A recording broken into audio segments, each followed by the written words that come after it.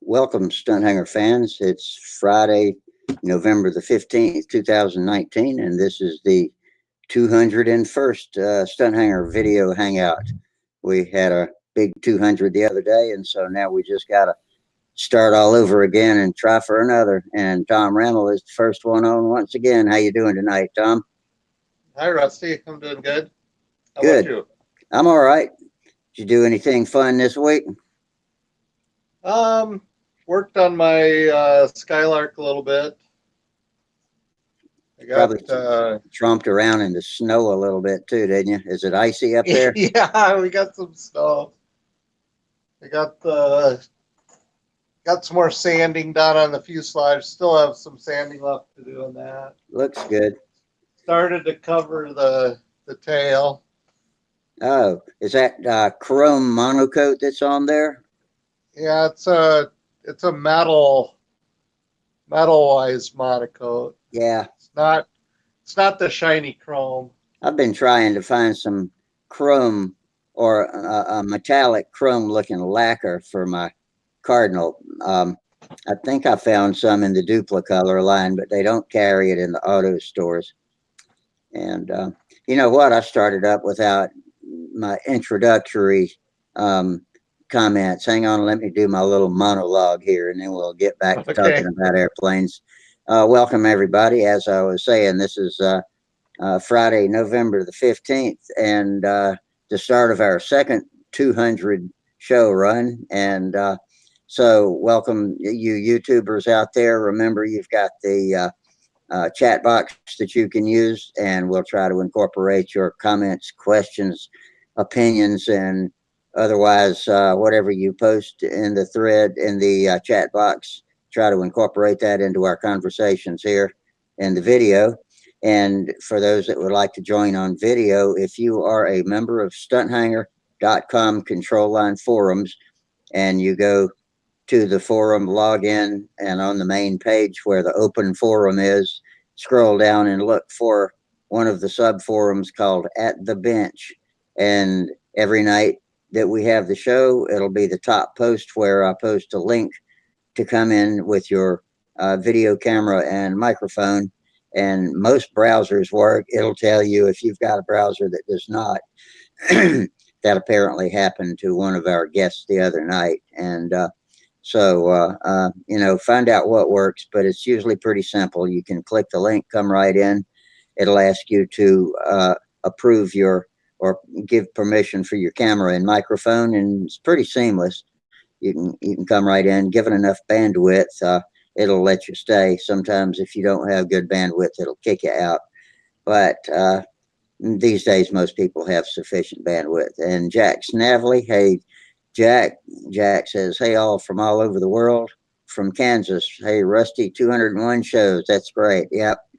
Well, we're starting our second run now. So anyway, we're talking to Tom Randall here. He's working on a model in his shop. I like it when people come from their shops. It makes the show more interesting, and it gives us some background stuff to look at too.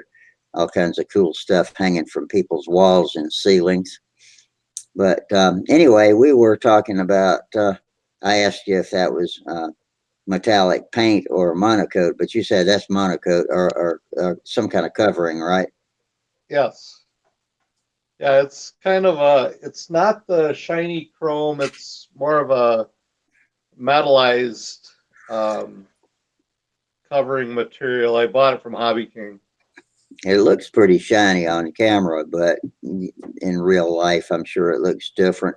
I bought some aluminum looking monocoat one time. The main reason I bought it was because my next door neighbor had seen me fly in planes half a baby flight street in the churchyard across the street and thought it looked really cool, and he wanted to do it too. So he came over to my shop and started looking around at what I do, and went and ordered everything from Brodak that he needed to build a P-51 half-A Mustang, and included some aluminum colored monocoat because that was the color he wanted his P-51, which I agree with. I would have done that too, just for the sake of good scale looks. And when he found out that control line was not easy, he went out and bought some more video games for him and his young son to play, and left the model over in my shop. I still have it in the box except for the wing, which is half built, and he left me the roll of monocoat. And when I made my Osprey, which was a Skyray, a Sig Skyray, but I kit bashed it to look exactly like a flight streak, unless you've got a keen enough eye to know the difference in the length of the fuselage and a couple of things like that. And I made wings, eagle wings, that sprawled out across the wing, and made them out of that aluminum monocoat. And it was a pretty cool looking airplane. It was one of my first stunters that I'd purpose built since I'd, graduated from half A and had gotten into stunt. And I've still got some of that aluminum monocoat, but I was looking for some um, outright metallic chrome, either paint or monocoat, to put on the cardinal wings and do the same sort of eagle wing like I had cut out of monocoat on the Osprey, and wanted to do the same thing with the cardinal. So I hadn't, that was about the time I got sick, and I never did follow through and decide whether I was going to use the lacquer or the monocoat. But what do you think paint's lighter weight than monocoat, Tom? I do not know for sure. I think the some of the early models I did were paint, but most everything RC now is covered in monocoat that Yeah, I own. So I've never really done a comparison to see which one, yeah, the difference in weight. I've heard opinions both ways. I've heard some people say monocoat's heavier than paint, and I've heard some people say vice versa. So I don't know the difference, but it doesn't really make that much difference. I mean, I know that I'm supposed to build as light as I can, but I also make it as practical and easy as I can too. Oh, hey Dennis, did Steve call you or something? Now, what are you doing here? No, I'm scared to death that he was going to, though. That's all. Top of the morning to you, my Yeah, friend. man. I don't think you've got your microphone turned up very loud. Let me make sure I got my sound up about as loud as I can get it without creating an echo. Okay, how about now? Oh, that's good. Yeah. All right. Sounds good. Let's see it. Make a few adjustments myself here. Using my hands free and my hearing aids, and my gosh, I am so wired for sound. Yeah, man. You look like a board. You just need an Uh, eyepiece. hey, resistance is futile. Yeah. So,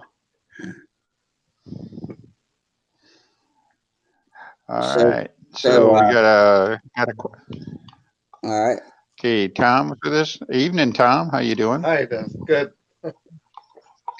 Good, good, good, good. So how about Rusty just asked me if he thought if I thought paint or monocoat was heavier. What do you think?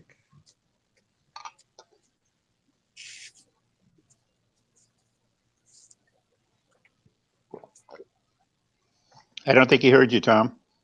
Oh, I was talking to you, Dennis. Oh, I'm sorry. I'm sorry. I'm sorry. Yeah, I was See, I asking have my Tom. hearing aids and I still can't hear. Yeah. I think the monocoat is always the same weight. You Well, might be able to do a really light dope finish, but you can also do a heavy dope finish. But with monocoat, no matter what it is, it's going to weigh the same. And you can really calculate it down to square inches and everything like that. You can just about guess what your weight is going to be, pretty doggone close every single time. yeah. So I think the other thing is that with monocoat in service, and if it gets damaged, you got to patch it or anything like that. I think it's less prone to gain weight or anything like that. I think dope finishes can gain weight. I think they absorb oil and things like that. Even if you're flying electric, of course that wouldn't be the same issue. But still, I think it's more receptive to absorbing humidity and things like that. Mhm. So that's just my swag. I never cared for monocoat for any other purpose except covering wings. I never liked it for fuselage because it doesn't harden it like a good dope and paint job will against, anything from fingernail dents to the little Hmm. dings and bumps. And I always preferred paint on the hard, flat surfaces. But Yeah. for the wings, it was just so much easier for me to get started in modeling and building with monocoat on the wings, and I never graduated from that until just recently. And so I'm kind of looking forward to seeing if I can produce some nice looking wings with these old standard stuff, the cheap Hmm. doctor paper these days. Boy, I'm sure glad I got my priorities straight and got here before Steve did. So I didn't threaten him this week. I swear. I was working. I couldn't go to his house. That was my first thing out of the mouth when I popped up and I saw Dennis on there. Damn, Steve must have called him up already. that's it. That's it. I shamed him into a few weeks of this. I'll have to call him back probably in a month or so. Yeah, I appreciate Yeah, it. I appreciate your support, Steve. that's Well, it. I weighed the Skylark so far, and it's not covered yet, but it's 32.3 ounces. That's light for an RC plane. Yeah, that's 52 or 51-inch wingspan, Yep. about 520 square inch wing area. Yeah, we used to always try to get them in at under 6 pounds, so that's light. Yeah, I'd say that's closer to 4 pounds ready to fly. That's what I'm saying. Yeah, so that's a light model. That'll dance at that weight. So I was trying to build it light, so that includes the weight of the battery and the motor and radio and servos and everything. Everything but the covering. And you planning on monocoating it, or are you gonna dope it? I'm gonna monocoat it. Okay. Well, the question you asked before, let me turn that back around on you. What do you think from a weight standpoint? What do you prefer? Well, I've mostly done monocoat with the RC planes, and so that's what I prefer doing right now. Yeah. Well, I would say with Rusty, he probably should use jet tissue or something that small. I mean, on the RC planes that I still have, that we use regular silk, and I mean, you can add the weight to that. Yeah. That's about 6-pound airplanes is because we use real silk. Yeah. I got some of Zambelli's old planes that were made with silk, but it's all rotted to the point where you can't touch it without ripping it now. Yeah. But yeah, I made a comment about how it's possible to do light dope finishes. Our sponsor here, if you will, gentleman does very, very light finishes routinely in dope. And I have had some light ones, but not like that. And I haven't had light finishes to measure the quality of what Sparky puts out. So he could be the exception. I'm not sure that he could. I'm not sure he could dope one lighter than he could monocoat it, but he can do the total package there. It'll be, the weight will be a non-issue, and of course the finish will be spectacular. So the one thing with half A is, man, you use so much nitro that you almost have to have a dope finish with that and all the castor oil and stuff like that. I mean, it will get under monocoat. There's no doubt about it. Yeah. But, I mean, a lot of us in RC, we use monocoat. Like a friend of mine said, if you have an airplane for 3 or 4 years, you want it to have to go in the trash. So you can justify to your wife that you got to get another airplane. Works for me.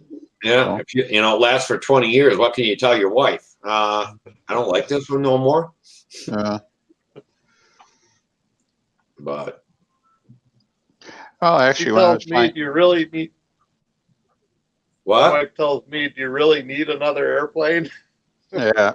Well, yeah, because my old one's all oil soaked and it doesn't fly well now, and it'll crash at any time. I do need a new airplane.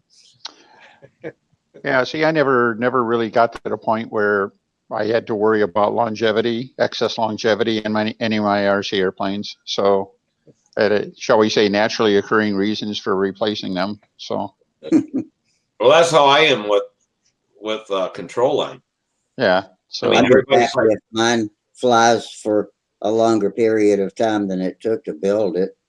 everybody's like, well, how long does a monocoque finish last in control line? I said, well, at least 3 weeks. yeah. That's it. That's it.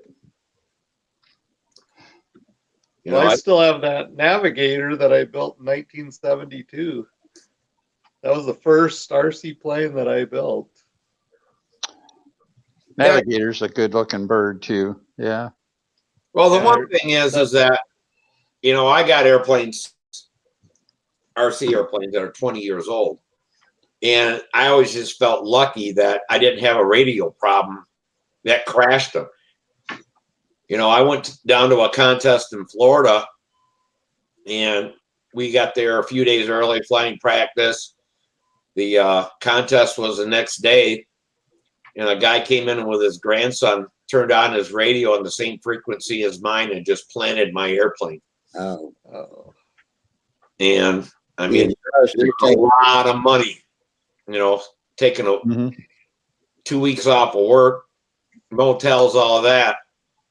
And the day before the contest, the airplane, went home. You are actually supposed to take precautions against creating a nuisance like that, aren't you? Yeah, you're supposed to have the pin, which I did at the time. I had the clothespin on my radio and everything, but he put the wing on the airplane and stuff like that. He wanted to check it, turned his radio on, and just planted me. Oh boy! But yeah, and I Did he mean, know? Did he know that he had done it? That he had caused it?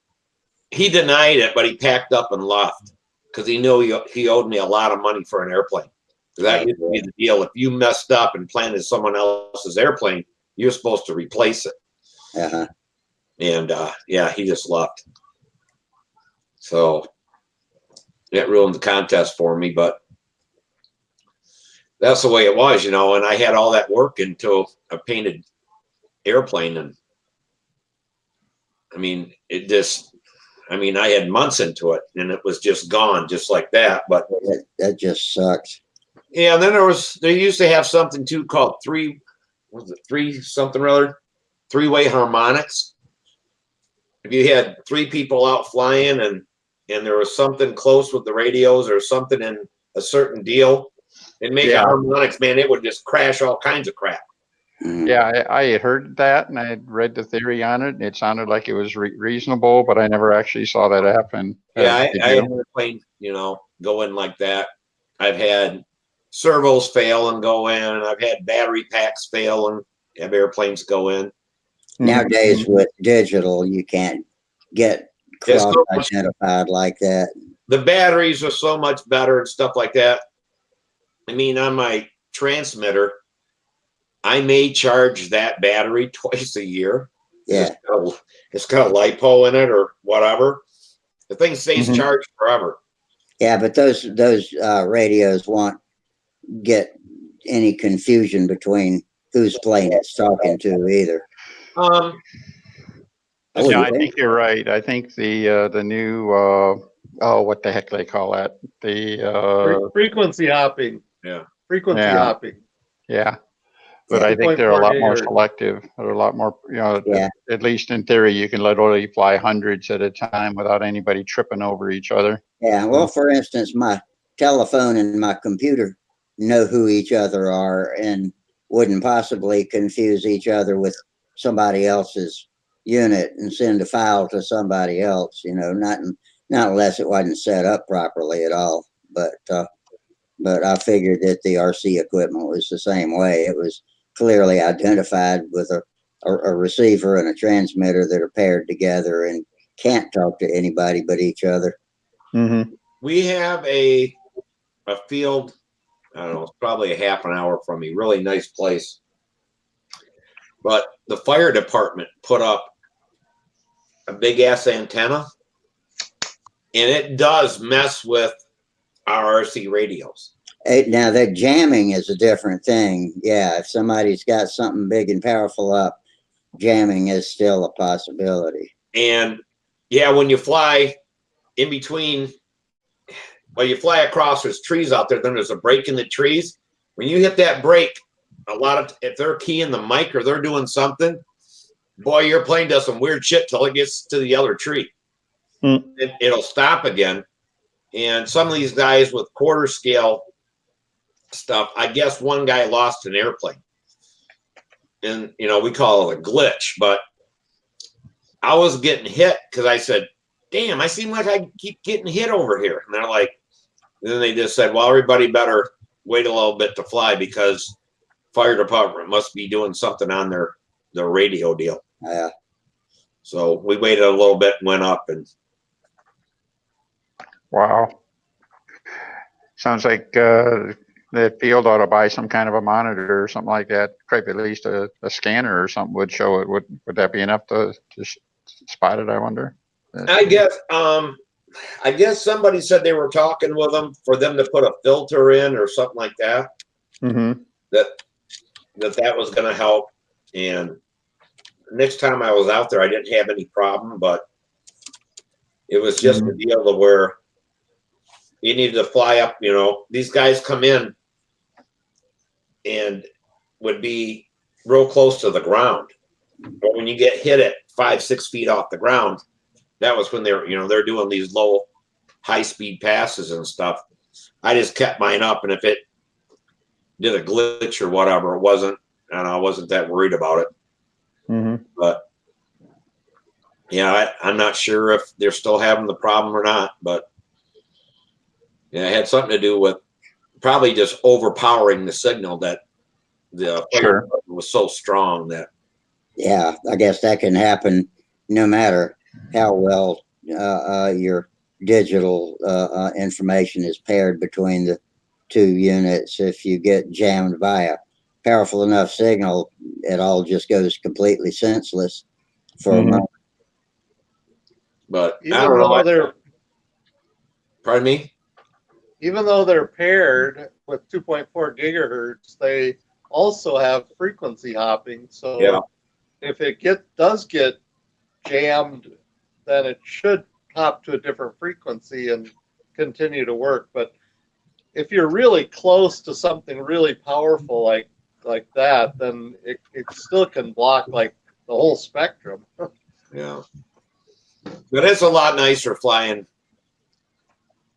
RC today than it used to be. I mean, we don't really seem to have the servo problems like we used to have, and radio problems, battery problems. I mean, my transmitter monitors the battery in my airplane. It tells me if, it'll warn me if the voltage gets too low.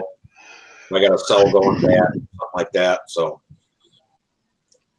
but it makes it a little nicer for catastrophic failures. We just got one of our YouTubers, Mike over on YouTube, came in a little bit late, but he was talking about a plane the other night. I think he said he's been trying to find a, let's see, what's it called? A Max, a Reese Cauldron 460. I don't know if y'all know what that is, but he finally found it. Let's see, he said, he said he found the plane while watching a Max Fly Art video of a Dave Reese Cauldron 460, and they can run. Let's see, find a link in the description. If anyone's interested, go to those plans. Go to the Max Fly Art channel and click on the Dave Reese Cauldron 460 and find the link in the description. He said he was glad to find it. They can, Jack Snavely knows about it. He said they can run several model trains on the same track. Oh, this is a different subject. several model trains on the same track, independent of the controls, similar to RC nowadays. I'm not just just savvy to the basics of RC building or flying. I guess trains uh, um, can run independently too of each other. I'm not sure Yeah. how they do it. Last Saturday, I had a guy call me. He was out on a call, and these cool dehumidifiers. They do that somehow.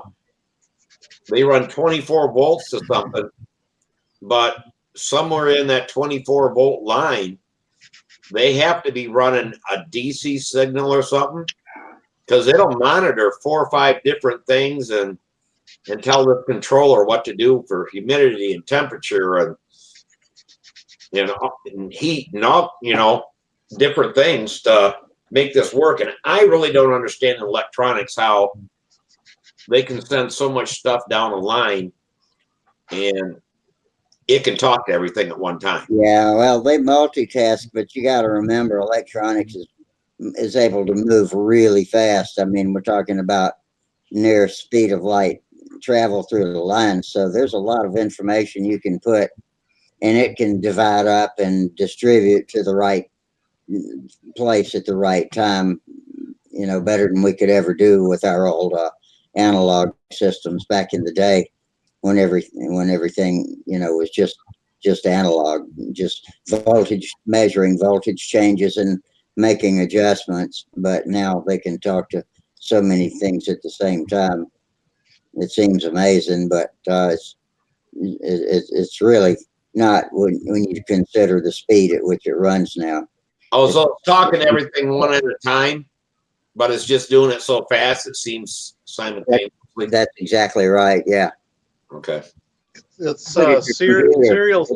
serial stream of data, and they can do packetize so that you can put an address into that stream, and then the device that has that packet is the only one that'll respond to it. That's right. Okay. And Yeah. that's just like pairing up a transmitter and a receiver. They know who each other are. They're not going to, unless something comes along and overpowers the system with nonsense high voltage, then they don't get confused. Oh, They even add cyclic redundancy check, CRC, which then can detect if there are errors in the packets. So it can retransmit packets that it receives as an error. Look at your computer in front of you. Every single pixel on your machine is a bit of information, and every single pixel is independent of each other. And meanwhile, it's going and getting information off of the internet, deciphering it and distributing it to whether it goes to video or sound and all of that. It's amazing that it works at all, but that's how fast electronics can be. I must have a pretty good computer because there's a lot of pixels when it comes to my size. Yeah. But yeah, so I don't really understand how it works. All it kept saying was there was a communication problem. And I'm like, yeah, we know that, but tell us how to fix this communication problem. If I it's don't know, I just have- something that's flat out jamming it, there's no fixing it if somebody's overpowering your signal. I know how it works. Yeah. FM. Magic. Yeah, FM. That's it. Well, I don't know, Rusty. I'd go back to something you said a long time ago about working with your computer, and it's a matter of data. If the computer ain't going to give it up, you got to grab it around the throat and choke it out of Oh it. yeah. You can't take no for an answer out of any machine. Yeah, I can just imagine you on the RC field with your transmitter between your fists, just Yeah, giving it a squeeze Yeah. and a twist. what do you mean? What do you mean jerking off out Yeah. on me? You know, I don't take no for an answer out of any machine. What is that for, Sparky? Oh, that was a plug to make your canopy. Well Yeah. done. Well done. That's great. I didn't like the first one because it had some imperfections in it, so I'm sanding and priming the plug so I can make another one. Hmm. Here's the frame that I pulled it on, and I did it with a heat gun. Oh, you didn't use, oh, you're not home to get your little Susie Homemaker one that you bought? Vacuum form isn't big enough to do this. Oh, okay. It's a pretty good sized piece.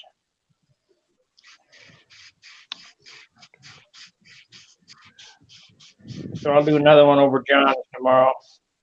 Now, I think I'm going to put this together. you hook any kind of vacuum to it at all or not? Nope. You put it on a frame like this. I'm going to bring it up, Rusty. Yeah, you're up.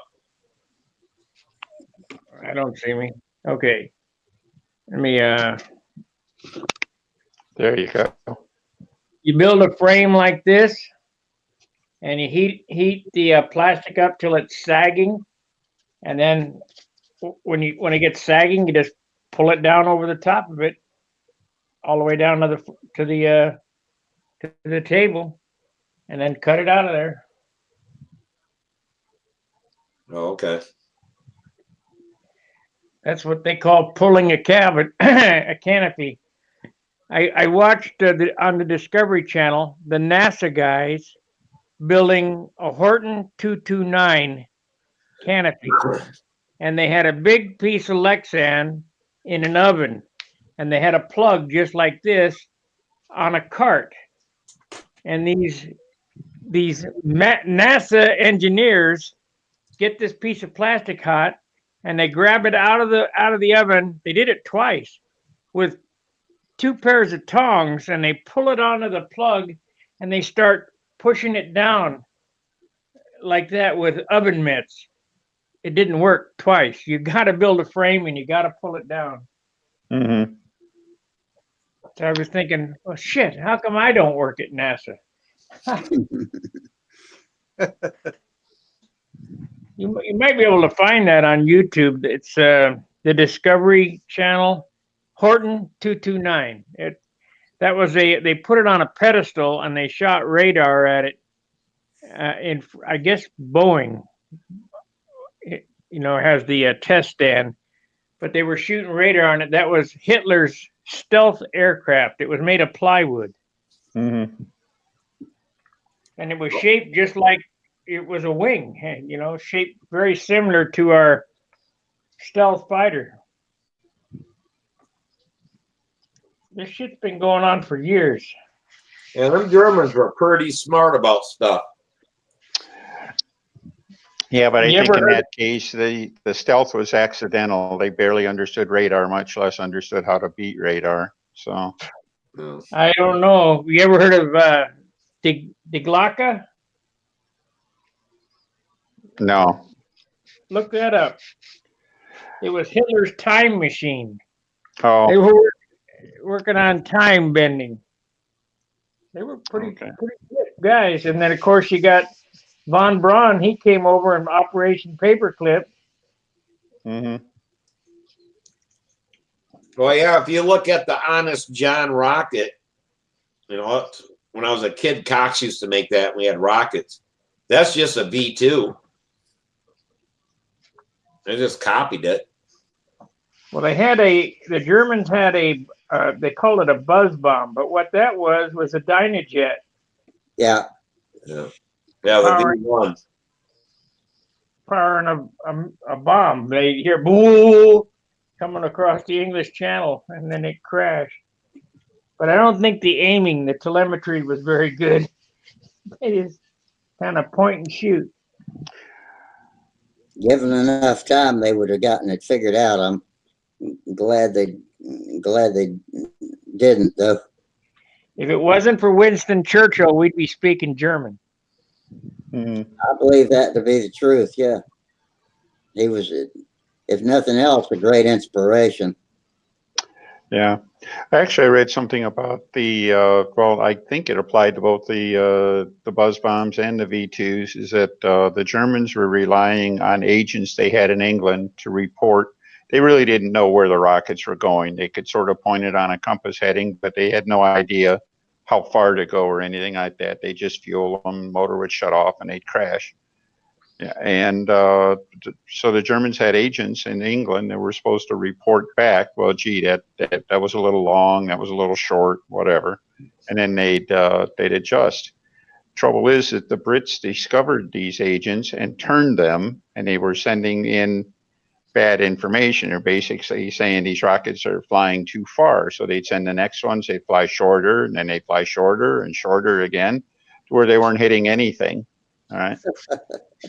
Well, So there was just so many things that went on, but there was obviously well short of an exact science. There was no, they could sort of keep the wings level and make it fly a straight line, but all they had was basically a timer and say, okay, that's it, we're over the target. Yeah. And they couldn't read weather as well like we can now either. But that reminds me of a similar account I remember reading about a super cannon of some sort over in, maybe it was France, somewhere in the European theater, and they didn't know where the shells were landing, but they would check the newspapers every day because newspapers would report where the shells came down. Yeah. So no problem. Yeah. Yep. Yeah, they didn't have winds aloft like we do now. Mm-hmm. Well, over in, was it Bosnia, they brought down a F-117 just because it flew the same route every damn day, which was kind of stupid on our part. Well, yeah, they knew how somebody radioed what time that it took off, and they figured on the speed it was flying and how long it would take to get there. They made sure there was a bomb in the sky when it flew through that piece of air. Well, they said that even, with stealth, that stuff will come up as a bird, the size of a bird or something like that. Yeah. And when they did the timing deal, and it said, hey, look at that bird.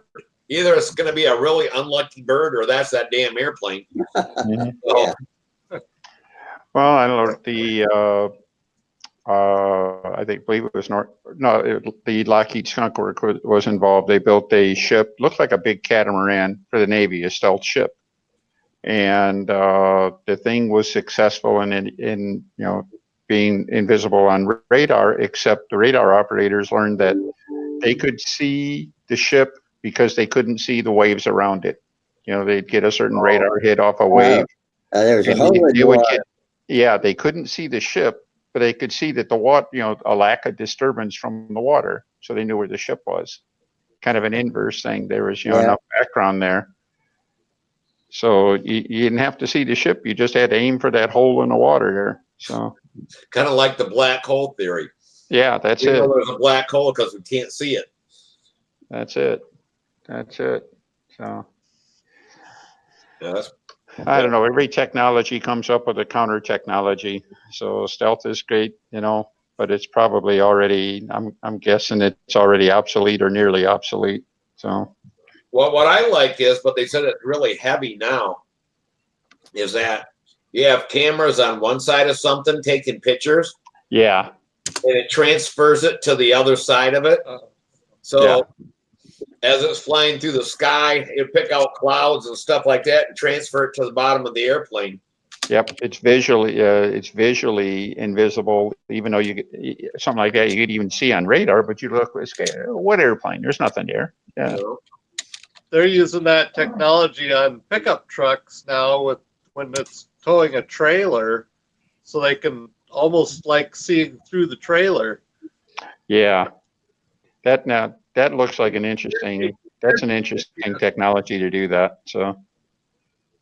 The new camouflage uniform makes the soldier invisible. It's light refracting. Invisible. Mm-hmm. He just disappeared. It's really like strange. Predator. That's how Predator's suit worked. Arnold Schwarzenegger. Yeah. Yes, exactly. If you look on YouTube, they have some videos that showing a guy running across the top of a tank and throwing a grenade down into the the turret, and he was invisible. You could just see a heat signature. Mhm. It's Pretty pretty round. cool how these scientific or sci-fi writers come up with stuff, and they can really make it work. I mean, if you look back at The Cap- Predator. Captain Kirk and Yeah. computer, they talk to the computer. Or how about this? Beam me up. Yeah, Yeah. That's never going to happen, I unfortunately. don't know. Nah, well, Rusty, the one thing I'd never say is it's never going to happen. Well, this is true. Yeah. We don't know how deeply I mean, we we're never going to have rockets that'll launch and land themselves on a planet with as much gravity as Earth. It's Yeah, never that's going to happen, true. right? At least So, all of that's on the big side of the molecular level. But yeah, those are big machines. I was just watching a thing on TV with that blue something, the Amazon one or Blue Origin, huh? is that Blue Origin? Is that the name of it? Bezos? Yeah, Bezos thing.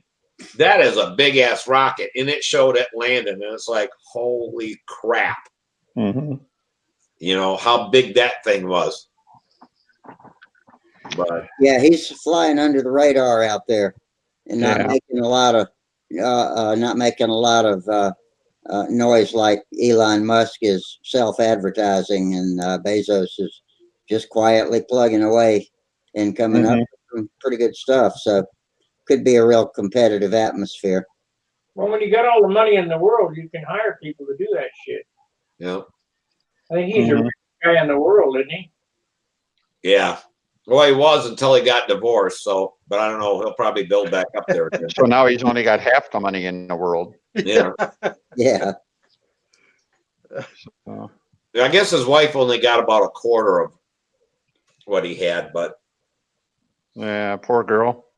yeah. I mean, that one year he made like $23 billion. And it's like, holy shit. They said, yeah, last year he's worth 90 some billion. Now he's worth 120 some. It's like, my God, 1/5 of, Yeah, those numbers like that they're beyond my comprehension. How can you have that many dollars? I mean, what would you do? I mean, what does it even mean? So I don't know. well, that Yeah. was, Control line. remember Ross Perot ran for president and they were talking about how much money he was spending a day and all that kind of stuff. And he came out and said, he goes, you realize that's like only 1% of the interest money I get? Yeah. 1%.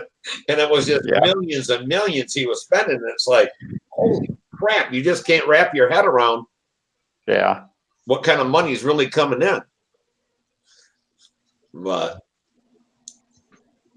the new guy's doing it for free. So what the heck?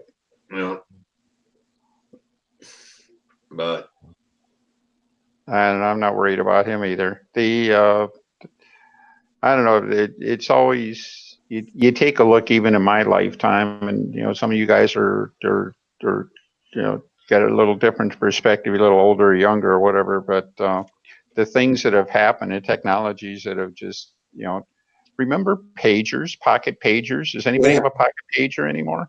no, that's so obsolete now. It's funny. How about Well, that whole thing, that whole thing came and went in about 10 years. a dial phone on a party line? Yeah. I still remember our phone number, Edgewood 76491. Yeah. I never had a party. We never had a party line. So I don't know that part, but certainly the dial phone and the word prefix. Yeah, right? Edgewood, ED. Yeah. We were Dunkirk 347 or 7 or something like that. We were Sunset 77964. Yeah, that's it. Ours was always LE for 53. Mm-hmm, mm-hmm. So I remember my dad saying that he was so pissed from when they went from a 6-digit phone number to a 7-digit phone number. It pissed him off. Oh my God! How can we do that? Yeah. It just messed up everybody's ability to remember numbers. Yeah. Yeah, because you I only had to remember, remember. I was always able to remember everybody's phone number as well Yep. as my driver's license, social security, all that stuff. I could just keep in my head. But now I don't even know my son's telephone number. You know, it's in my contacts. Exactly. So that's I regret that Mhm. it come to that. But How about the millennials and the kids today with their GPSs, and you hand them a map and say, you got to get there using this. yeah, yeah. When I Well, was in the Boy Scouts, I had a compass and a map and a protractor, you know, and they taught us how to read maps. And I always enjoyed reading maps. What's a phone book? Or what's a 4-track tape? That's 8 before tracks, yeah. no, that's before 8-track. We had 4-track. Yeah, had 4 tracks. That's right. Hmm. Well, that's like last Friday night when I got called out there just before the thing started. I Googled an address and it took me to the wrong place. The street name was right, but it could not get me to the address I wanted because it was my screw up. The office said it was Wyoming, Michigan, and it was actually in Grand Rapids, Michigan. 2 cities with the same damn name of street, Hmm. but it threw it. So I'm driving in Wyoming. I'm like, what the hell? There's no street. The street was just gone and stuff. And finally, I actually Googled a map and started going through because I knew the 2033 where that was in east, west, north, south, and then started going on that map, and then I found the same name of the street about 5 miles away. Drove Mhm. there it was. But yeah, Yeah. it's I don't know. That's one thing, one piece of new technology I am absolutely dependent on is my navigator. That's my favorite part of my telephone. So that's, Yeah, I use that more than anything, I think. yeah. Google Maps is the one I Yep. use. I like It will make mistakes, but it's pretty dependable. Mhm. Waze. Waze is the one I like because when you're going, it tells you where the police are at. People can put in. I mean, Google will paint the road red where there's traffic backups and stuff Yep. like that. yeah, Waze does that too, and it'll tell you what the speed of the traffic is and how in the hell it knows that. Yeah, my How sister much uses it's gonna Waze. add and On my last couple of trips with Google Maps, I'm getting things like speed trap ahead or object in the road or something like that, slow down and Oh, whatever. really? You're getting that from Google Maps now? Yeah, yeah.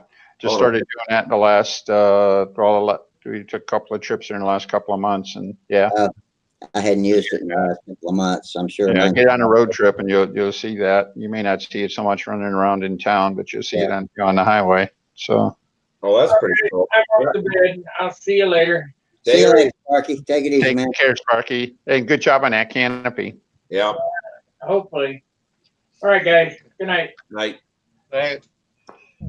yeah, I mean, what I liked is that, and I don't know how it knows, but my because I usually run my Garmin and my phone at the same time.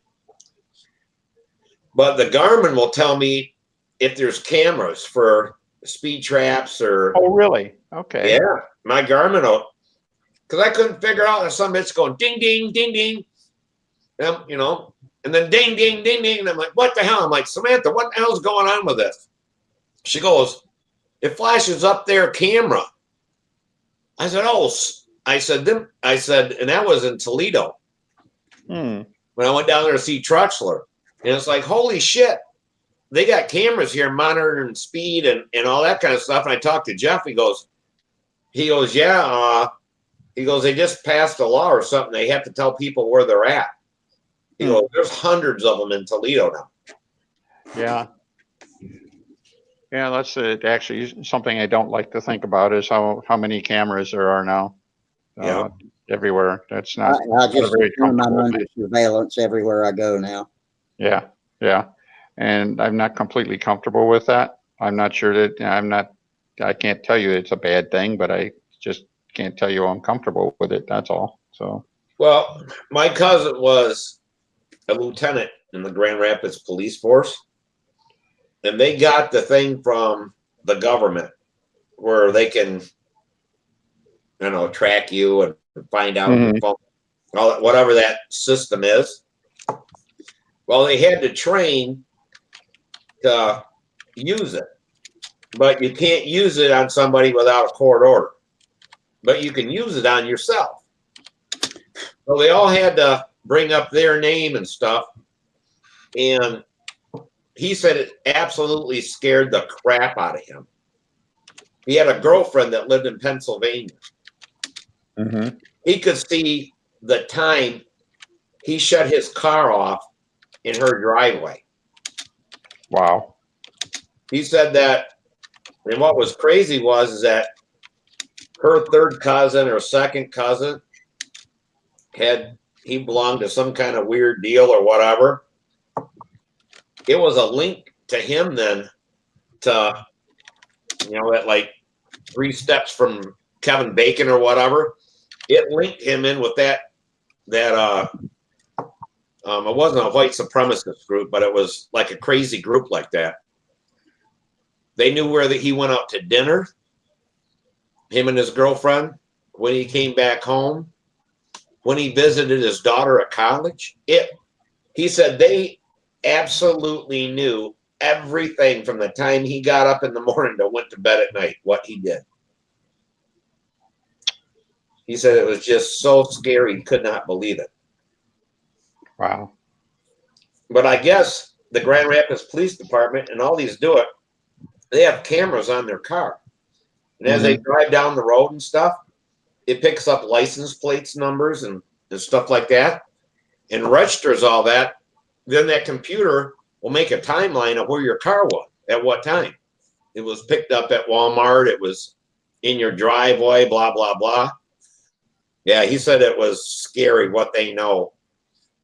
One of the settings on your Google Maps program will log every step you take, every turn you make every day. If you don't turn that off, now I think it defaults to off, but you might want to check if you don't want your phone logging your every turn and step that you make in the day. From what he said is, even if you turn that off, Google can't see it, but the federal government can. They can't turn it off to the federal government. They got a whole different deal. Yeah. Where they take all that information. Well, might mean something like leaving your phone home or turning it off or something like that. Well, that's what I said. I said, well, hell, get rid of the smartphone and stuff. Mhm. You know, you can't use a Garmin GPS. They track that. He said the biggest way was for them tracking him was his brand new Chevy with OnStar. Okay. Even though he didn't pay for the subscription, the government must have. Because they knew where that truck was at all times. Even if you don't pay for the OnStar, it's still, I believe, the emergency system still works. I believe you're right. Yeah. Yeah. And I'm so glad I'm not a criminal. I know. That's the point, is that you don't have to be a criminal to be, have something that looks that can be spun, incorrectly. Right. I mean, like the insurance company these days tries to tell me, oh, save money, plug this into your car, save money. You got to be shitting me. They're all talking about that now. Every time I pass a farmer on a country road and go over the speed limit, y'all are going to ding me. Yeah, I'm not going to have it misinterpreted like that. That's right. Now, on my work van, first, well, they have GPS and all that. But first they were tracking phones. But the guys figured out if they left their phone someplace, it looked like they were there. And we had a guy walk to a bar, get drunk, crash his vehicle. So the phone tracing went away, and they put the GPS in all the vans.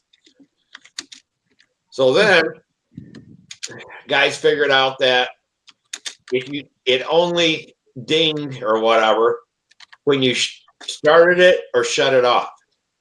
So if you went someplace and left your van running, it didn't tell them anything. I told them you started it up an hour ago. So that changed. Now it monitors to where if I speed, it sends me a message on my phone. And it says you were speeding at this area. I'm like, oh my God. And it sends one to my boss that says I was speeding in his van. So yeah, I mean, the stuff that these things do now is just crazy. I suppose the other would be true too. What were you dilly-dallying around? You know, you had you down there. You're supposed to be in there in 15 minutes, and you took 20. Right. You know, or you trying to fatten your hours or something like that. So. Exactly. You know, and it came back that one of the customers said that I cheated them on hours, that I padded my hour deal. So they pulled up my GPS on my truck and sent it to them. And actually, I got in trouble for not billing 15 minutes that I should have. Mm-hmm. I rounded it off. Oh, there you go. That's reassuring, isn't it? So, you know, they just said, "Hey, you got to be closer on your time." Even though that I only get paid for what I bill. It wasn't like they had to pay me for that 15 minutes. mm-hmm. I just rounded it off, and because it was at the end of the day, and I was driving home anyway, and I don't get paid for drive time. Mm-hmm. So I just said, "Okay, 4:30, I'm done." But it was actually 4:45. And that puts it into overtime and all that kind of stuff. But yeah. So yeah, they sent that right to the customer, but it saved my ass. Because in the old days, they would have called me in the office and said, "Hey, they said that, you billed 4 hours and you were only there for 2." And that's what they did. They tried to cut my hours in half. Mm-hmm. So yeah, there's good and bad with it all. Well, that's it. And I suppose from that standpoint, you try to get comfortable with it and everything like that. But I don't know. It just doesn't seem to be as kind a world, does it? No. Somehow it just doesn't seem as nice. So. Well, that's like I knew that I could have put a GPS in Samantha's car. She wouldn't have known it when she was younger. Mm-hmm. But you got to trust people. Mm-hmm. And I refused to do it, And I was like, well, you can put that in there and then know where she's going. I got to trust her. That's it. So, I don't know. But, yeah. So, yeah, they all know we're here talking and what we're talking about. Mm-hmm. Mm-hmm. But who cares? I don't know. Somebody does it. Can you imagine there's some poor dumb slob looking at it and saying, "Oh shit, that group's getting together again. I got to listen to that bullshit again." Well, that's like Samantha told me. I got that new TV, and she goes, "Dad, you got to find out where the camera is at on that because they can turn that on and watch you in the house." Yep. I said, well, I don't got to worry about that anymore. She goes, "Why is that?" I said, "The first thing I did, I got naked and stood in front of that TV. They'll never look at that camera again." That's exactly right. That's it. Oh God, Steve, I can't unhear that now. Yeah, that's it. There's just an image popped in my head. I can't unsee it either. It's just, But man. it's true. It's like, if you want to watch me walking around my house in my underwear or whatever, you got bigger problems than seeing me in my damn underwear. I mean, something's really wrong. You need to go get help. So, hey, boss, I need hazard pay for watching this damn video. Right. Yeah, combat pay. I think I went blind. Oh my. Because that's like, I always told Samantha when I went to Europe when I was 21, worked over there, worked in Switzerland and stuff. Heard about all the nude beaches and stuff like that. Man, I thought, holy shit, this is going to be great. Till I went to the nude beaches and didn't realize that they let people over 21 go to nude beaches. Yeah, everybody thinks. I had a friend of mine explain it this way. He says, "Think nude beach. Everybody thinks Playboy Channel, but it's more like the National Geographic Channel." Oh, yeah. It was Yeah. like, oh my God, we need to Yeah, leave here. yeah. It was Yeah, horrible. that's it. But Oh well. The I'm just curious whether taboos like that will ever change. I know nothing. I'm just the one that said don't underestimate anything, but those things like that are so built into us here in America and stuff. I can't imagine like nude beaches on Lake Michigan shoreline. We go up to South Haven all the time and all that. you'd be I just surprised, can't though, that imagine it. I had a friend that was a nudist. She's still my friend or whatever, but there's all kinds of these camping places at lakes and stuff Yeah. that are nudist things. And her parents lived in Las Vegas, and they lived in a nudist mobile home park. Okay. And it's like, no shit. But you don't hear nothing about that, Yeah. Well, I guess up around Saugatuck, there was supposed to be something there, but just up north shore of South Haven and stuff. My wife and I go to South Haven all the time. But South Haven, Grand Haven, and what Ludington is just north of there, Holland, whatever. And Yeah. Saugatuck is kind of there in the middle of it. And This one was over by Ann Arbor that these people went to because it was more up class, upscale. And it was expensive to have a trailer parked in that place. I'm like, holy shit. Well, it's really expensive to walk around in your birthdays, right? Well, Yeah. what you said was security and all that kind of stuff. It all had, it was all Security. You're not carrying anything literally. I mean, what needs to be secure? Nobody's going to steal your wallet. Yeah, that's it.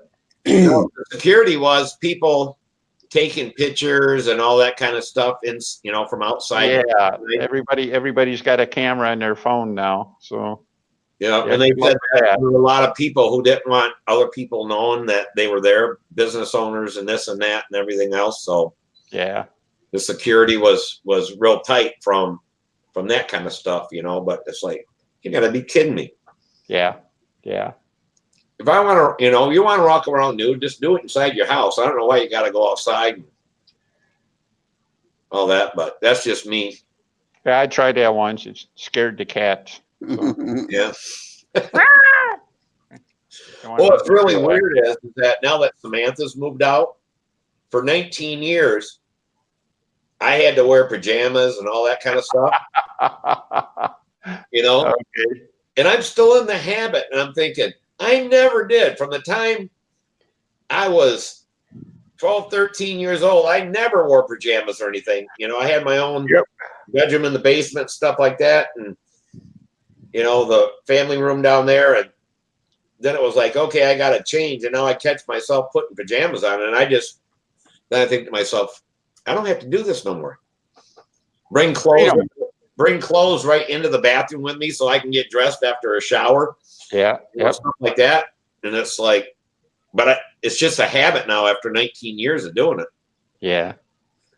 If I lived in Michigan, I would probably take clothes so I could put them on in the nice, warm, steamy bathroom before I walked out into the cold rest of the house. So. Nah. You out of the bathroom and jump between the flannel sheets. You don't have. Do you ever have flannel sheets?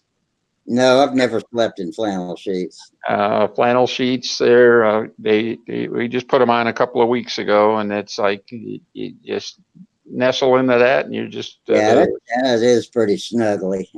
That is so snug as a bug in a rug, man. Yeah. Well, Samantha had, she wanted for Christmas. I got her. It was a electric blanket, but it was the one that went on the mattress. Oh yeah. Okay. So that went down. Then her flannel sheets. Mm-hmm. So she would turn that on and would take a shower and then into a super warm bed with flannel sheets or whatever, but Yeah, the mattress, heater, and flannel sheets and everything like that. Yeah, yeah. I never, I've never had an electric blanket or anything like that. But I had a water No. bed that, you turn up the heat on that. That was Yeah. When a storm came and knocked the power off for a week, like it did for 2 weeks for Hurricane Hugo, that bed gets pretty damn cold when that water loses its heat. I got the sickest I ever been when I was, I don't know, 19, 20 years old, because that happened and the power went out. Hey, we got a Australian that just joined us. Hey, Stuart, QZRC 101, Stuart from Australia. Hey, welcome to the Nut House, Stuart. But that was my bedroom was in the basement, and I mean it was like 50 some degrees down there when the power went out, because it was in the springtime, and that water got cold, and I slept in. I woke up shivering so hard that like I had hypothermia, and it made me so sick that I thought I was gonna die. It gave me like the flu or something like that. I mean, it was horrible. Yeah, probably pleurisy. I'm surprised it chilled down that fast. So. Well, the power was out for almost a week. Oh, okay, okay. So it wasn't like the one that just. Okay. Yeah, it wasn't Understood you. one night. It was off for a while, and back then we didn't have generators or anything like that. We just went. My mom and her oil lamps, Mm-hmm. Kerosene oil lamps all around, and my dad seen my dad read the newspaper by oil lamp or whatever back in the old days. Yeah. We ate good though, because all the meat in the refrigerator and stuff all had to be cooked, and Yeah. so it didn't waste and all that kind of stuff. And I mean, shit, we were cooking everything we could possibly cook, and then icing it on in coolers. Mm-hmm. Yeah, so that was back in the good old days. We'd all die now if that happened. Yeah, we're not acclimated to such hard living now. No. That's it. That's it. That sounds tough, man. Well, I was like, You guys don't live in Minnesota. where you guys lose power there a lot?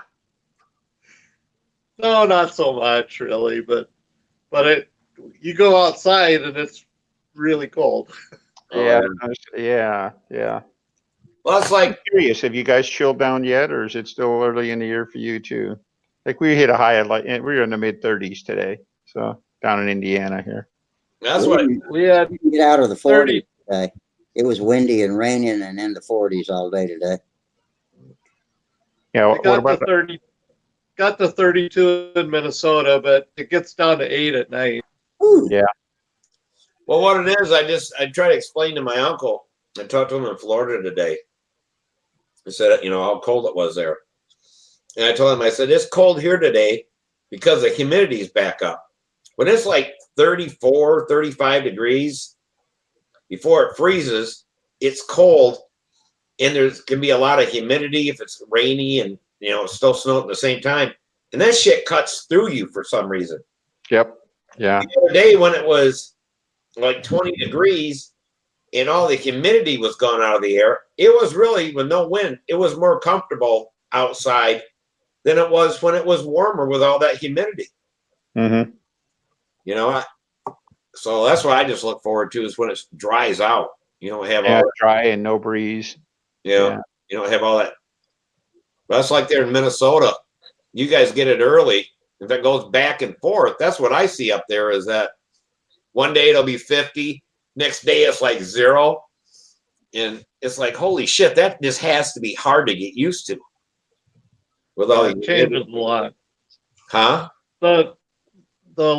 I live on a lake, and the lake's not frozen over yet, though. Oh, so you're getting all that humidity off that lake. Yeah. And the lake's 52 feet deep, and it's 600 acres. So it takes a while for it to get cold enough to freeze. Hmm. Yeah, we got But a it freeze in the middle of winter. It freezes, thick enough to drive your car on it. You ever do any ice fishing? I'm not much of a fisherman. I have before, but that's not one of my favorite things to do. Sit on the ice and Seems like wait it for a fish to bite. must be like catching dead fish. I mean, they don't have a lot of flip in them when you reel them in, do they? No. Well, if it's like friends of mine, I was talking to my uncle about that. About them loving to go. He goes, I wouldn't fish in that cold. I said, they bring a shanty out there in heaters. They're sitting around in t-shirts drinking beer. The fish don't fight. The beer don't fight. They're just out there catching fish and drinking is what they're doing. And it's like, I told them, they said, the bitch is getting the shanty put up and taking it down. Yeah. But fishing time is a lot of fun. I don't know. I only went ice fishing the one time, and I didn't like it. Out there with my father-in-law, we're out on the ice and everything like that, and I'm not catching a thing. And he's catching fish like crazy. I said, "What the heck?" I said, "What are you doing? It's different." He goes, "Whoa, whoa, whoa." I goes, "What?" He goes, "You got to keep the worms warm." Oh,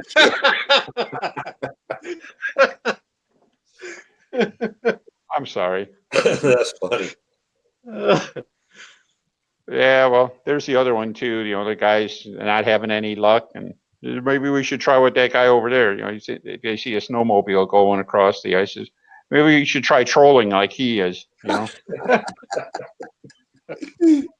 So, I've never been ice fishing. nah, I don't know. I don't like it. I'm not big on fishing even in summertime. So, I'm, I I'm, mean, I've done it, but I I'm don't a know. fisherman from way back, but I'm more of a stand on the beach and cast out into the ocean type of fisherman. That's Yeah, my favorite way to do it. And I have fished in the river for rockfish, or we call them rockfish. There's striped bass here, mm, the rivers, especially at the yeah, rapids. yeah. I tell everybody that I don't have to go ice fishing because I got an automatic ice maker in my refrigerator. Yeah. You don't need to catch any ice, huh? So, all right. Very good. What's crazy is though is that Frigidaire and Greenville products and all that kind of stuff that made refrigerators. Calvinator was all from around here, and they all got started at cutting ice. Mm-hmm. They cut ice and then saved it. As a technology came around, they started making refrigerators. But yeah, that's where they all got their start, and they've been to this one river and stuff that different places that the water slowed down and froze up. Yep. They got pictures of them out there with saws cutting that stuff and hauling it out, putting it in an ice house. Yeah, and those ice houses, they build them on a lake shore or something like that. They'd, I guess, last into May or something like that. They'd stay frozen. But Well, that's I said something to my mom, and she said we got ice year round. So I don't know what the hostage was, for the ice or whatever, but she said as a kid they got ice year round. a true ice box. So Yeah. But yeah, it's like, that's why all the refrigerator companies and appliance, Whirlpool and all that kind of stuff is from this area. It all came from cutting ice. Yeah. See, I thought that the big ice blocks they hauled. I always thought the only place I ever saw that was in a Three Stooges movie. Yeah, they'd have the big tongs and the Yeah, the big tongs. Yeah. Yeah. Oh, wise guy, and he'd take the tongs on his curly's head. But my mom said that was true, that the ice guy came, it was pulled by a horse. Yep. And people would, have orders or go out there and say they wanted something, and he'd take the big tongs and grab it, throw it on his shoulder and carry it in and stick it in your ice box, and you paid a quarter or whatever it was for the dime for the ice, and off he'd go. And she said when it was real hot, a lot of times he'd chip off some stuff and let it fall down off the truck, and the kids are running to pick it up, and I'm like, you picked up ice off the ground? She goes, oh yeah, that was a hell of a treat back in the day. Oh, sure, sure. I mean, you know, drinking water out of a garden hose and stuff. I mean, things that you get arrested for now. So, Y'all got any airplane stuff to talk about? why you want to bring that in? We're having so much fun talking crap. Whatever. Well, I'll tell you about it being cold. And I told it a week or so ago about me and my brother starting our Cox models in the basement, and then running through the house, going outside, and running them. Crank them outside. You're kidding. And you can't crank them outside.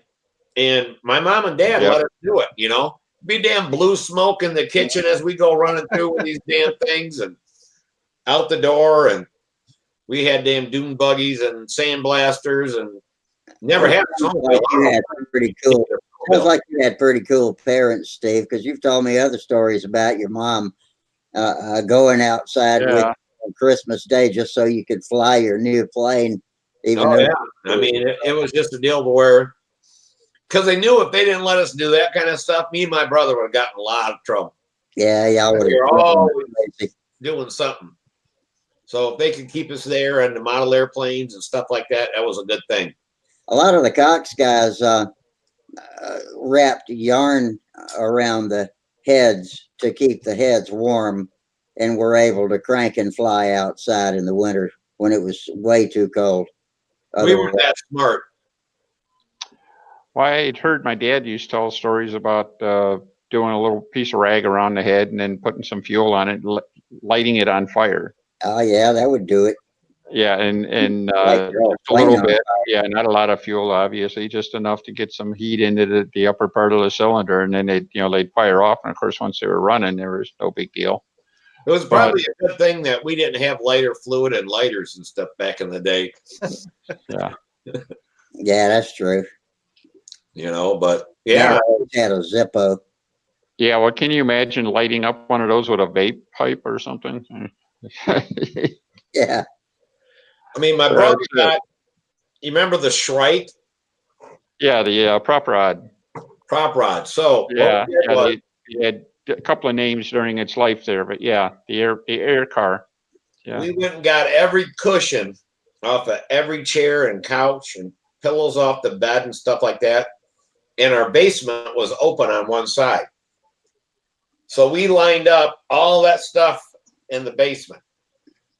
Started the thing up, and I was on one end and he was on the other, and let the car go. And we grab it, turn it around, send it back the other way. Wow. And neither of us got hurt. I mean, I was like 10 years old. My brother was only 7. Jeez. You know, and we ran that damn. When my mom and dad were gone, and we were like, man, we grab all that shit. And my dad get home. You been running them damn engines here in the house again? Only for a second, Dad. Shit. We'd have to leave the basement because it was so blue with smoke. We couldn't even breathe down there. We go around and open all the basement windows to air it out before my mom and dad got home. Yeah, yeah. Oh, jeez. Why does this cushion smell so funny? Yeah. Geez, Steve. How did you make it to adulthood? So I don't know. You know, it's like we never got hurt, but we always had fun, and we never, did destructive things to other people's stuff or whatever. But we always had mini bikes and BB guns and that, and we could always have fun with them. But we knew it was our ass if we did something wrong with them. But we did that with the Shrike, with a Dan Gurney Eagle. We did that in the basement. And we had a lot of fun. Yeah. Couldn't figure out how they used to make a Cox CB, a boat that was 049 powered boat. And we never got that, and we never got the snowmobile. And why the hell we didn't get the snowmobile, I don't know. Was the boat, was it an airboat? No, it was probably had a prop in the water. Yeah, tear your ass up. Mhm. It was like a V bottom boat with the prop down in the water. Okay. Um, Okay. You could engine take the and car motor and whatever, put a prop on it. Yeah. All right. They had the little pull start motor for cars and stuff. They could drop that in a boat real and been a nice package. So yeah, that's what they had. It was made by Cox. yeah. I seen a video, old black and white, must have been an 8mm video, where a person went and put a rod or a post pipe out in the lake, Yeah. and then had measured it, and they'd start that boat and let that damn boat go around and around that, like a tether car. Tether. Yeah, it was a Tethered boat. Yeah. But yeah, I'm like, wow. I never lived on a lake, so that's probably why we didn't have one. But Hmm. we should have had a snowmobile. I had a Forester 29 rear rotor engine and mounted it to we had, those styrofoam surfboards that was like full body length. Yeah. Well, Oh, teeny my one, yeah. neighbor jumped off the dock and broke it in half. So that there was a piece about from the nose back broken off about maybe 2.5, 3 feet long, maybe 2 feet or something like that. Mounted that 29 with just a airplane prop on the back of that thing up in the air. And we just let it go from the shore and it would just go out in the water. And, eventually it would hit waves and it would kind of turn back and come back and then run into the shore. So we just go running down the shore and try and catch it before it smashed into some rocks or something. Wow.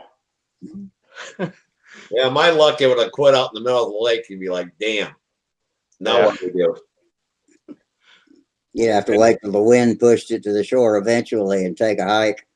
Mhm. Yeah, that's pretty cool, though, That is. That is. making an airboat.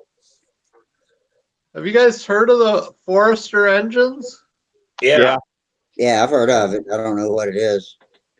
I had my dad had a Forster 29 front intake, not the rear. So I guess that was a later engine.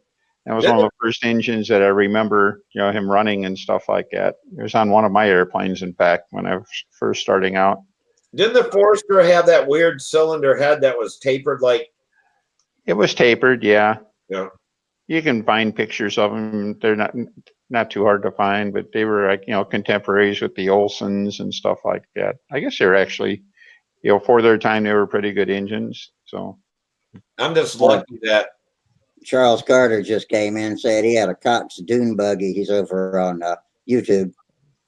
yeah. all right. Yep. Me too. The orange one. Yeah, that was the first, say 72 on it. Mike the Lunk year is that it came out. correcting you. He said it's Forster, not Forester. Forester. Oh, Forester. Okay. Yeah, Forster. He and Sam just got back from seeing Midway. He said it sucked. Really? I Yeah, saw it last it was week. I too thought it much was really CGI. good. Okay, I'd have to compare notes with them. But strange movie. The critics rated it like a 40, and the audience is rating it in the 90s. Yeah, Mike said it was just too much CGI for his taste, I guess. CGI is, well, let's put it this way. You compare it to something like the old Tora, with all airplanes and stuff. It didn't Yeah. compare to that. But I thought they did a pretty good job of storytelling. I was able to look past the CGI, I guess. I mean, obviously it was cartoons and stuff. I remember going to see Tora in the theater. Yeah, I didn't see it in a theater, and I'm sorry about that because of it. It really played well out in a theater. So I tried to get Which Samantha movie? when she was younger to watch. I think it was Jason and the Argonauts. Yeah, I used to see man. those. They were on the Saturday matinee It's like, movie. that is so stupid. She goes, why would you even watch something like that? Are you kidding? Wasn't she completely captivated? No, she that thought movie that was still so lasts stupid a lot. to have Play-Doh models or whatever. Yeah.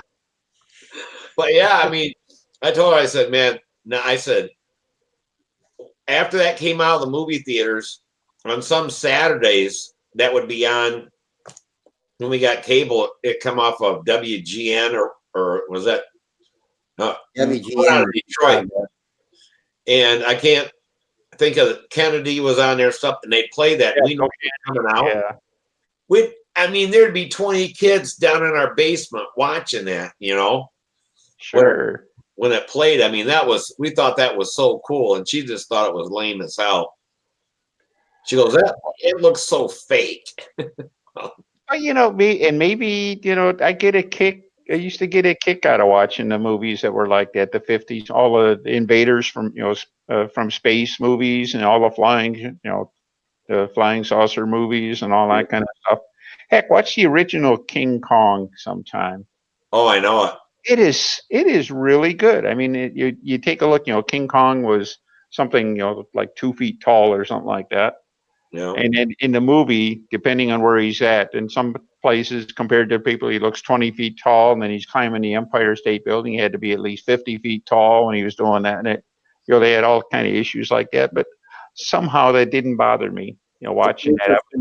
He's climbing the building, and I was okay with that. Yeah, me too. The creature from the Black Lagoon was one of my favorites, and that was a terrifying looking monster.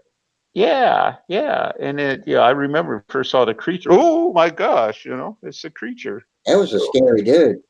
Yeah, I thought so. There's supposed to be. Been reading a long time. They're supposed to be remaking that, and whatever. But yeah, but I don't know, stuff made us happier. I think different things that wasn't so. You had to use your imagination. I mean, I was so happy when I got a Stuka for my birthday that didn't fly worth of shit. Couldn't do nothing with it, really. Fly level laps and go up, go up and down and stuff like that. It wouldn't loop but we had a blast with that damn thing. Yeah, we didn't have great expectations of reality for the movies or for toys, like you're saying, or like we do now. Well, you plugged in your imagination to fill in the blanks, right? That's right. One of my favorite movies. I saw it on one of those Saturday afternoon things. I finally got the thing on a DVD. It's called When Worlds Collide. Oh no, yeah, I remember that. You remember that? Okay, it was when it was about this invading Planet X was coming in, was going to smash Earth, and then they built this spaceship back before anybody knew what the hell a spaceship was. They built this spaceship to fly, and try to basically a Noah's Ark kind of thing. And the movie leaves me breathless. Right up to the very final scene is the only cheap ass part of the whole thing. It's like, oh come on, Yeah. They walk out of this spaceship onto this new planet, and it's obvious they're walking up against a watercolor painting. It was so lame, obvious. Everything up to that was just, man, it's wonderful. And you wait for them to open the door and get out on the new planet. It's like, what? But the rest of the movie was just fantastic. Well, I remember, Lost in Space when I was a kid. That was one of my favorites. Yeah. And that's another thing with Samantha. She goes, look at them monsters. You can tell they're in a rubber suit. This kind of shit. Yeah, well, tell Sam, get over it.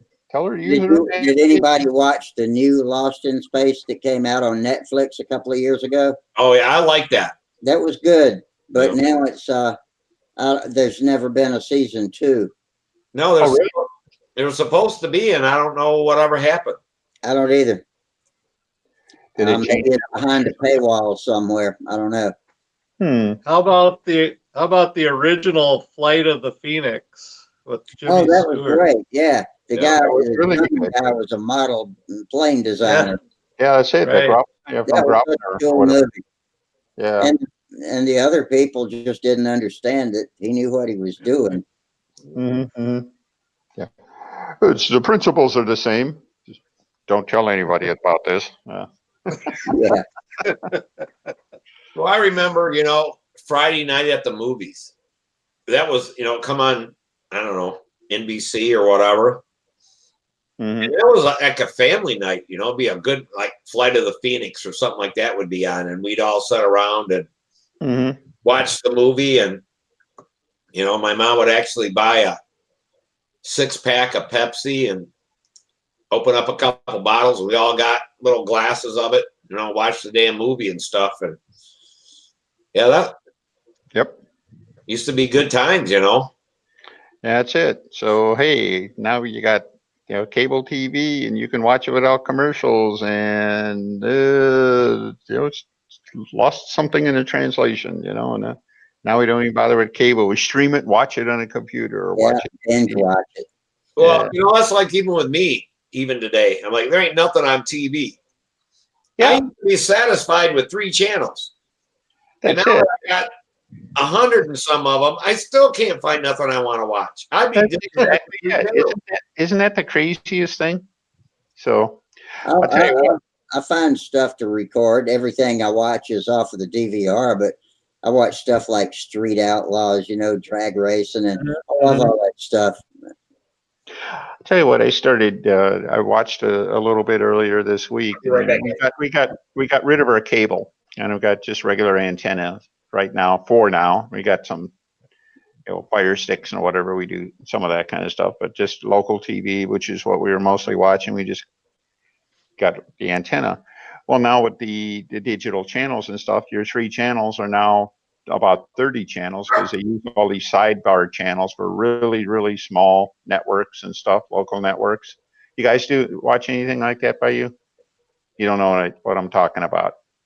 No, Yeah, I have antenna TV. That's how I Yeah. watch. Yeah. Yeah, okay, but they had what I've been hooked on late this last week. I rediscovered, show I hadn't seen since I was 8 years old, Wyatt Earp, starring Hugh O'Brien. All right, you remember that? yeah, I do. All right, it's great. But it was like, my gosh, that guy was such a badass. I mean, Kurt Russell looked like a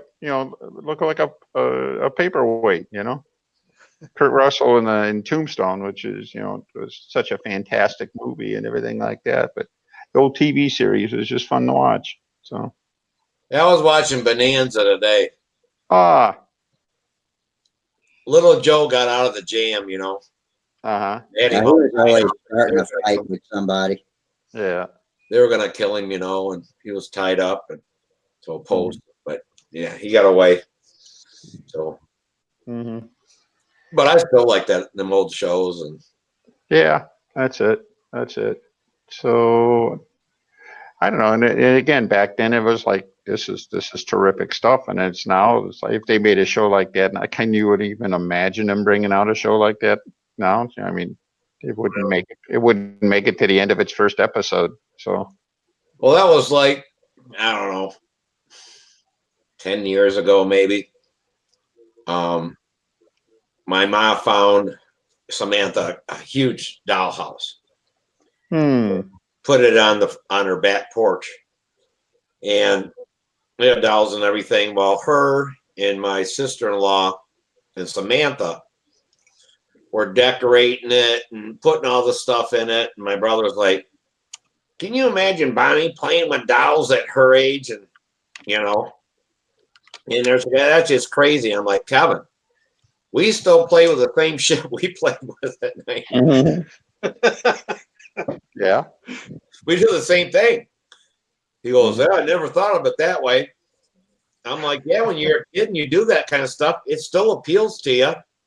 The old programs you watched and the Brady Bunch is all stupid now, but I still watch Brady Bunch if it comes on, or Yeah, it's stupid now, but hey, it was stupid back then too. But it was still fun. We still did it. So, yeah. McHale's Navy. Oh yeah, yeah, I love that too. I think that came out after PT 109 or something. I think you're right. Yeah. You guys remember Dark Shadows? Oh yeah, that was live, wasn't it? Yeah. I don't know. Only thing I know is that everybody on the bus, when that bus stopped, the door opened and we ran because we always missed the first 5 minutes of the game. Came on at 3 o'clock, I think. Or 3:30. Yeah. And we'd run and turn that on and watch Dark Shadows, but we always sometimes missed the first 5 minutes. I remember a couple of times one of them would forget their lines and you could hear a producer hollering, trying to whisper holler the lines to her, or they'd be Oh, running wow. through the woods and knock a tree down. But And as a kid, I had all the Dark Shadow books. I mean, Mhm. remember when they had that little thing that come around? You bought little paperback books at school. oh yeah, Mhm. I never Yeah. did the Dark Shadows books though. Yeah, and they come out with one every so many months, or whatever. And I had the whole damn collection of Dark Shadow books. Yeah. Well, you say Samantha thinks some of those old movies are cheesy. Did she? Certainly, she must have liked the giant grasshoppers that ate Chicago or something like that, didn't she? Oh yeah, I showed her that one it was a giant praying mantis. I can't remember what it was. Yeah, I remember that. Yeah. And she's like, "Oh my god!" She goes, "You guys really watch stuff like this?" No, the grasshoppers was great. There was one character in that movie. I remember they put it on later on. They put it on Mystery Science 3000 or whatever, that goofy Yeah, comedy show and stuff like that. And of course they're making comments during the whole thing. One of the characters in the movie, he's on the verge of getting eaten by a giant grasshopper, and this character was a mute. All right, couldn't speak, so he's there going, like he couldn't yell, but because he was a mute, all he could do was go. It was like, wait a minute, you know. Why would he pretend to yell if he couldn't even talk? It's like, oh, come on. Why wouldn't he run? Well, Yeah. Samantha, like, Run? What are you kidding? yeah. They can't do that. Not be there in the first place. Whatever. yeah, I love that commercial about some insurance company or something where these people are ducking down and stuff. Yeah.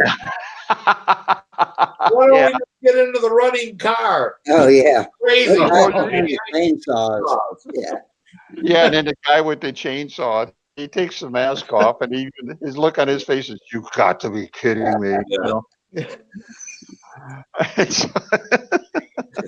it took me a while to figure out what they were saying, but then when I realized what it was, yeah, that was funny. Yeah. Yeah, Oh, Geico has some good commercials, huh? But well, that was like Samantha said, that's so stupid. I can't believe you guys would even watch that. I said, you watch Hannah Montana.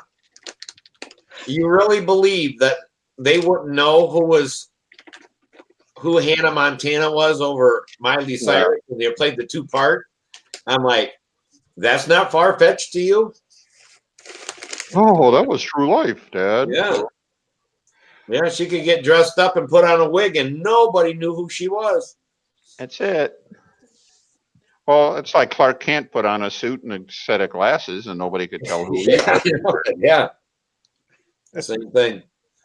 So, I thought he went under true submolecular changes to his body when he changed costumes in the phone booth, though. yeah. He had bigger muscles. I don't know how his muscles went away when he was in the suit, but Yeah. yeah, we had a lot of fun as kids, and I mean, we still get to have fun with doing the same thing we did back when we were kids, standing around crashing control line airplanes and stuff. I mean, what can be more fun than that? Yeah, Radio control. Well, all I remember is back then when I rode a bike then, and I ride a bike now, and I remember when I fell off my bike then, it didn't hurt the way it does when I fall off the bike now. I don't bounce nearly as good as I used to. That's what I told Samantha. She's like, "Why don't you do this?" I said, "Because I lost the ability to bounce." That's it. That's it. well, sometimes we had to spend half the summer with a cut outside of our tennis shoe where we'd rip the skin off of our foot or something, and fall Yeah. off the bike. Yep. Those were the days. That's what I told her. I said, "Hell, I'd go. We'd be jumping our bicycles or whatever and wipe out." I said, "Hell, I bounced so good back then. I'd be back on my feet chasing my bike before it quit moving." Yeah. I said, "Now if I did that, they'd find me dead there the next day or something, you know? Yeah. Hypothermia, because I want to be able to get up and move once I hit the ground. Yeah, here's one, maybe one kind of reflects it. My somewhat older brother, I guess he's 5 years older than me. He was carrying a brand new computer monitor down into his basement, right? He spent $400 or whatever for the monitor, so he's carrying it down, and he slipped or tripped or whatever the last 2 steps, and he fell, and he was trying to fall. He was, trying to protect his monitor. Well, okay. He fell, went down on his knees, fell hard on his knees, and actually broke his artificial knee joint. All right. Oh. Yeah. So that wasn't a little tiny fall or anything. So to save his $400 monitor, he went in for a $50,000 operation to replace his artificial knee. So. Oh God. Well, yeah, which is it is untold. Hey, next time, lose the monitor. Catch yourself. Well, that's the same thing. I don't know. That's back when I was married. I was in my 30s. My wife made a dessert for our Christmas party at work that we had right in the shop at lunchtime. And it was done in one of the Pyrex dishes, glass dishes. Well, it didn't all get eaten, most of it, but I brought it home. I come walking in the house and up the walkway, and I slipped and fell, and I didn't want to break the dish. So I held it up like this, and my elbow hit on the edge of the cement step. And I can still move that piece in my arm here that it took off the end of my elbow. Wow. For a stupid dish. Well, please tell me you didn't drop the dish. It never broke. Oh, It you're a hit. hero, man. It hit and went onto the front porch, which happened to be wood. No, it wasn't either wood. But there was some must have been a welcome mat or something, and it hit the welcome mat, ricocheted off the house. All the shit flew out of it, but it never broke the dish. But I had a hell of a mess out there with all the crap all over the front porch. Yeah, and cleaning it with one arm because your other wouldn't work. But yeah. Well, yeah, I didn't really care. I was rolling around in the snow and all that kind of shit, just screaming. Yep. Went to the doctor. They x-rayed, said they really can't. The only thing they could have done was operate and take the piece of bone out. Hey, Trey. Yeah. Okay. Hey, Tryon, welcome aboard. Talking about old movies, and hey, while we're working on Samantha, tell her to watch an old Godzilla movie, and tell me, when Godzilla fighting Mothra in the middle of Tokyo or something like that. You know, ask her. She has the imagination. There was one on the other day, and I was watching that, and I couldn't hardly watch it, and I finally turned it off. But I didn't really care when I was a kid. But they were in Jap. This one was in Japanese yet. Well, yeah, that's it. But it didn't have. It had subtitles, but I'm like, I ain't gonna read. As a kid, I'd sit there and try to read that real quick and see what they were saying. Well, it was subtitled, not the English voice dubbed over. No, it wasn't dubbed. It was just subtitled. While the words come out, Godzilla's going to eat us, or something like that. Now, when we were kids, we used to laugh our asses off about that. Yeah. Their damn mouth. Even comedians when we were young would, they move their mouths and then have the sound come out. Okay. What do you got there? A new camera? Nope. This is, now that Tryon's on here, this is my Arduino project. It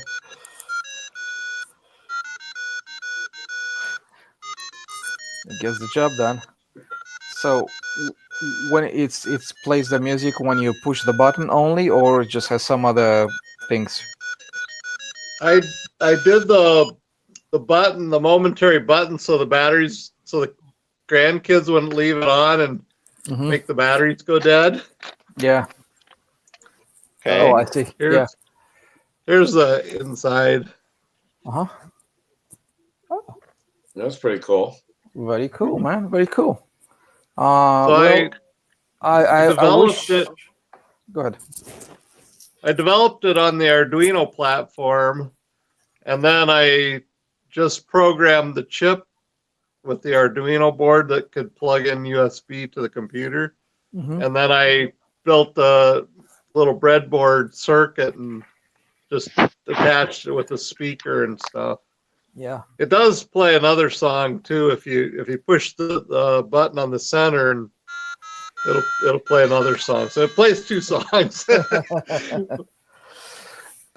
have the newer chips, the MKR0, the one I'm using right now. It has a built into it sound system and a SD card that you can put an SD card in there and put real music, whatever you want to put in there.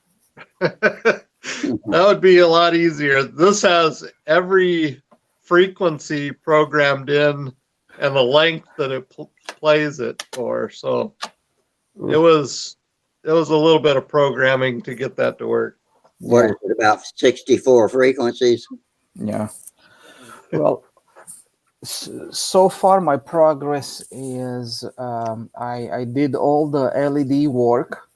It works perfectly. And all the LED work doesn't use any of the delay functions. There's no delay in my program, which means it jumps over it so fast, it can do other things meanwhile, right? Because when you say delay in a Arduino program, it stops everything. It's just like an elevator that wants to go from the one floor to the other and say delay. So it goes halfway through and stops. And stops and stays there. It doesn't do anything, right? And then it goes to the next floor, kind of thing, right? Gets the job done, finishes, right? So it's interrupt driven. Is it interrupt driven? No, it works on a timer, on a built-in Oh, okay, timer. yeah. It's called millis function. It's the millis function. So basically, what you do is, like you said, if this time minus this time is greater than an increment, I mean, whatever you have the blinker on or off, right? Okay. So if it's greater than that that increment, no, if it's less than the increment, right? It does the math. So, for example, it's like when you go make a cup of coffee, right? And the coffee takes 5 minutes, right? To make the cup of coffee. Well, I'm just saying, right? Just as an example. And you say, you look at the clock. Oh, okay. How much time it passed? Right now it's 5:15.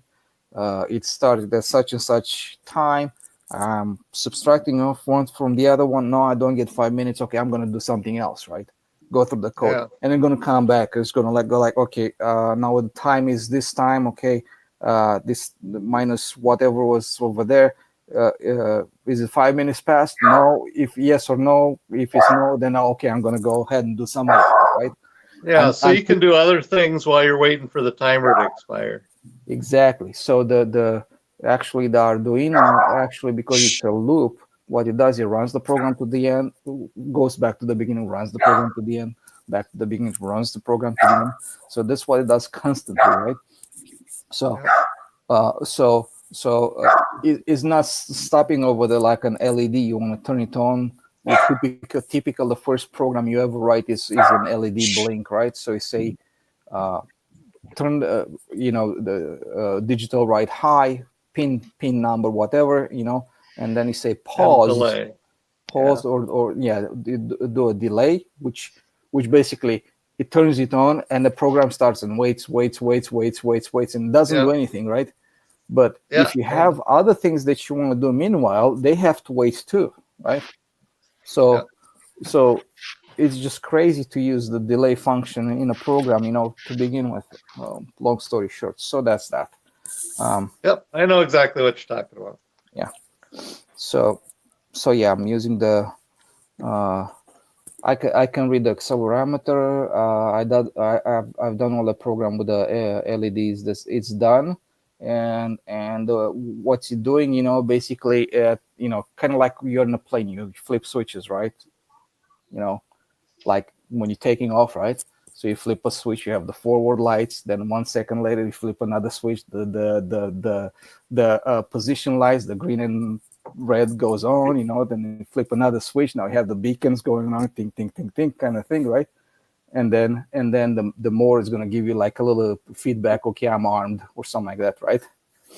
And then as you walk to the handle and you grab the handle, I have this back and forth blinking lights that's are color blue on the side of the nose. They go like they bling bling bling bling bling bling bling, and then boom, both of them on, right, for 2 seconds, and then the motor starts, and then they come off after that, right?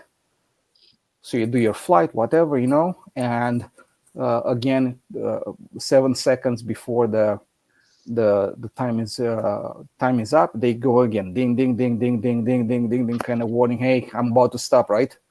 And then you go boom again, they light up, and for a couple of seconds they come off after that completely, this warning lights, and the engine shuts down. And then about 10 seconds later, which is kind of amount of time you need, like to just fly half a lap or whatever, bring in land or something like that, come to a complete stop. And after that, just all the other lights are going to come off, the beacons, the stuff, and it's just kind of, they shut down. Well, you know what? For people like IC motors, you could program that in, the lights blink and the motor shuts off. Uh-huh. Then have it come back on, then go back off, and come like when you don't have your tanks up right. So no, because if you do it on the IC motor, you do it on the throttle control. You put a servo on the throttle. Yeah. No, Steve's being he's being a smart ass. All right. All right. There's tonight's rhetorical questions. It better be a smart ass or a dumbass. So whatever. I do honestly, I like the idea of you're talking about the lights and stuff. I'd really like to see that at the end of the flight. Mm-hmm. Because I notice with mine, I don't always, between my hearing or whatever, I don't always pick up the blip that you get, the human timers. I don't always sense it. So, but something like lights would help. So. Yeah, and they are bulletproof.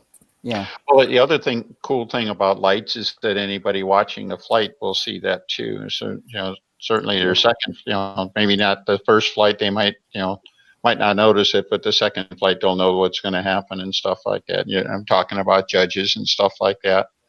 They'll say, "Oh my gosh, get ready, it's going to shut off soon," because you don't get any warning, you don't get any burping at the end of the flight or anything like that, like you do with the greasers. So yeah, I don't know. Just back up a minute. Were you using an accelerometer like all last season, or is this going to be an all new system for you? It's going to be with an accelerometer, yes. Yeah, but were you using an accelerometer before? I'm using the Igor timer right now. You're using Igor. Okay. Yeah. So what you've done is you've made that to fit more of your own specification then. Are you changing the way it operates, or is it going to operate pretty much like Igor's does? Or I'm hoping to operate better. Okay. So my actually my goal is to. I'm not using the. Igor is using accelerometer. Fioroti is using gyro. I'm using both. Okay. Okay. So I'm using a combination of data, to calculate certain things, and okay. So for most part, it's going to be I'm controlling the. If you think about the angular velocity, right? Mm-hmm. Okay. So because if you're thinking when you fly level, right, your plane is displacing about 50 degrees, 55, 57 degrees every second that it flies, right? Mm-hmm. Okay. And that is, if you look at if you have the accelerometer in this plane on the vertical axis, it's looking at this the plane rotating in this direction, right? Mm-hmm. I mean, you can have it like this here, and if I'm rotating 57 degrees, it kind of simulates what the Yeah. plane is going to see, right? So, and it doesn't matter if I'm going vertical or down, if I maintain that angular velocity, right? It's independent of wind conditions. It's independent of a lot of factors that a regular accelerometer will have to be dependent on.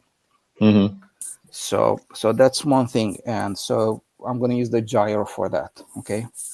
And the accelerometer part of it is going to be to detect certain things, okay?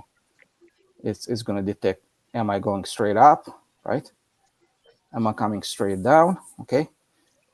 In addition, it's going to, if you think about when you fly at 45 degrees, fly here, coming down, whatever the angle is, right? I'm talking about the angle that makes for the Right. horizontal, regardless of direction where it flies. It can fly like that, or just come down, or go straight up, right? So what I'm trying to control, what I would like to have, I don't know if I'm going to use it or not. I have no clue. Okay, but it would be nice to be able to do this. So to program the last, say, 15 degrees of elevation, right? So also when it says the vertical dive, which is obviously going to see in a vertical axis is going to be 0, right? Or Mm-hmm. close to 0, and in an x-axis, it you can calculate the angle that it makes with a horizontal, right? So Mm-hmm. based on that angle, as you approach here, is gonna be like, I would like to have it blending from kind of like cruise control, constant speed, which is everywhere else, right? Except in a couple of little special spots, right? And the special spots are gonna be the climb, right, on a triangle or hourglass, the first 15-20 degrees or so, and the dive in a triangle or hourglass on the last 15 degrees or 20 degrees of elevation, and also on the dives and climbs in the squares or the vertical swing or whatever. So when it sees those specific spots in a pattern, it's going to start to calculate the angle, and when it hits that angle, it's going to go from the cruise control to something else, Mm-hmm. right? So when it sees that it's coming down, you can program the saves go from the cruise control speed to cruise control minus 20% or whatever. Okay. So it comes down, hits the brake, slows it down.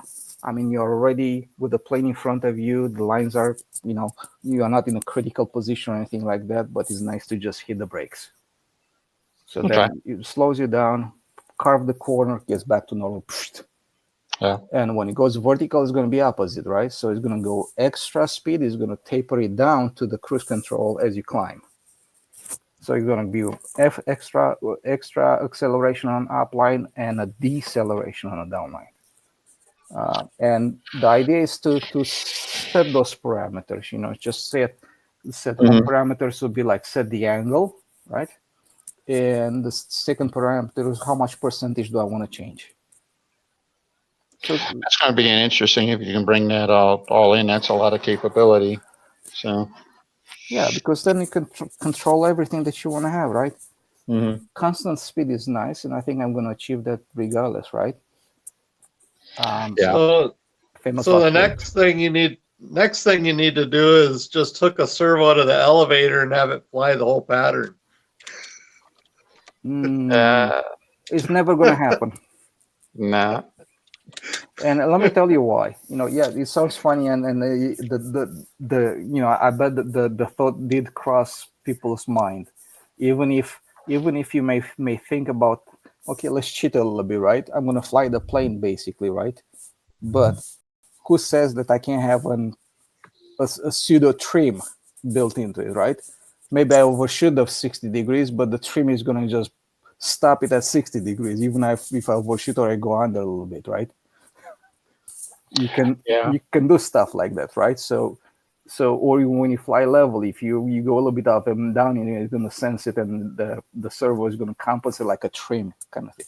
But I'm never going to do that anyways. But that being said, say you want to do it fly by wire stuff, right? Which people tried.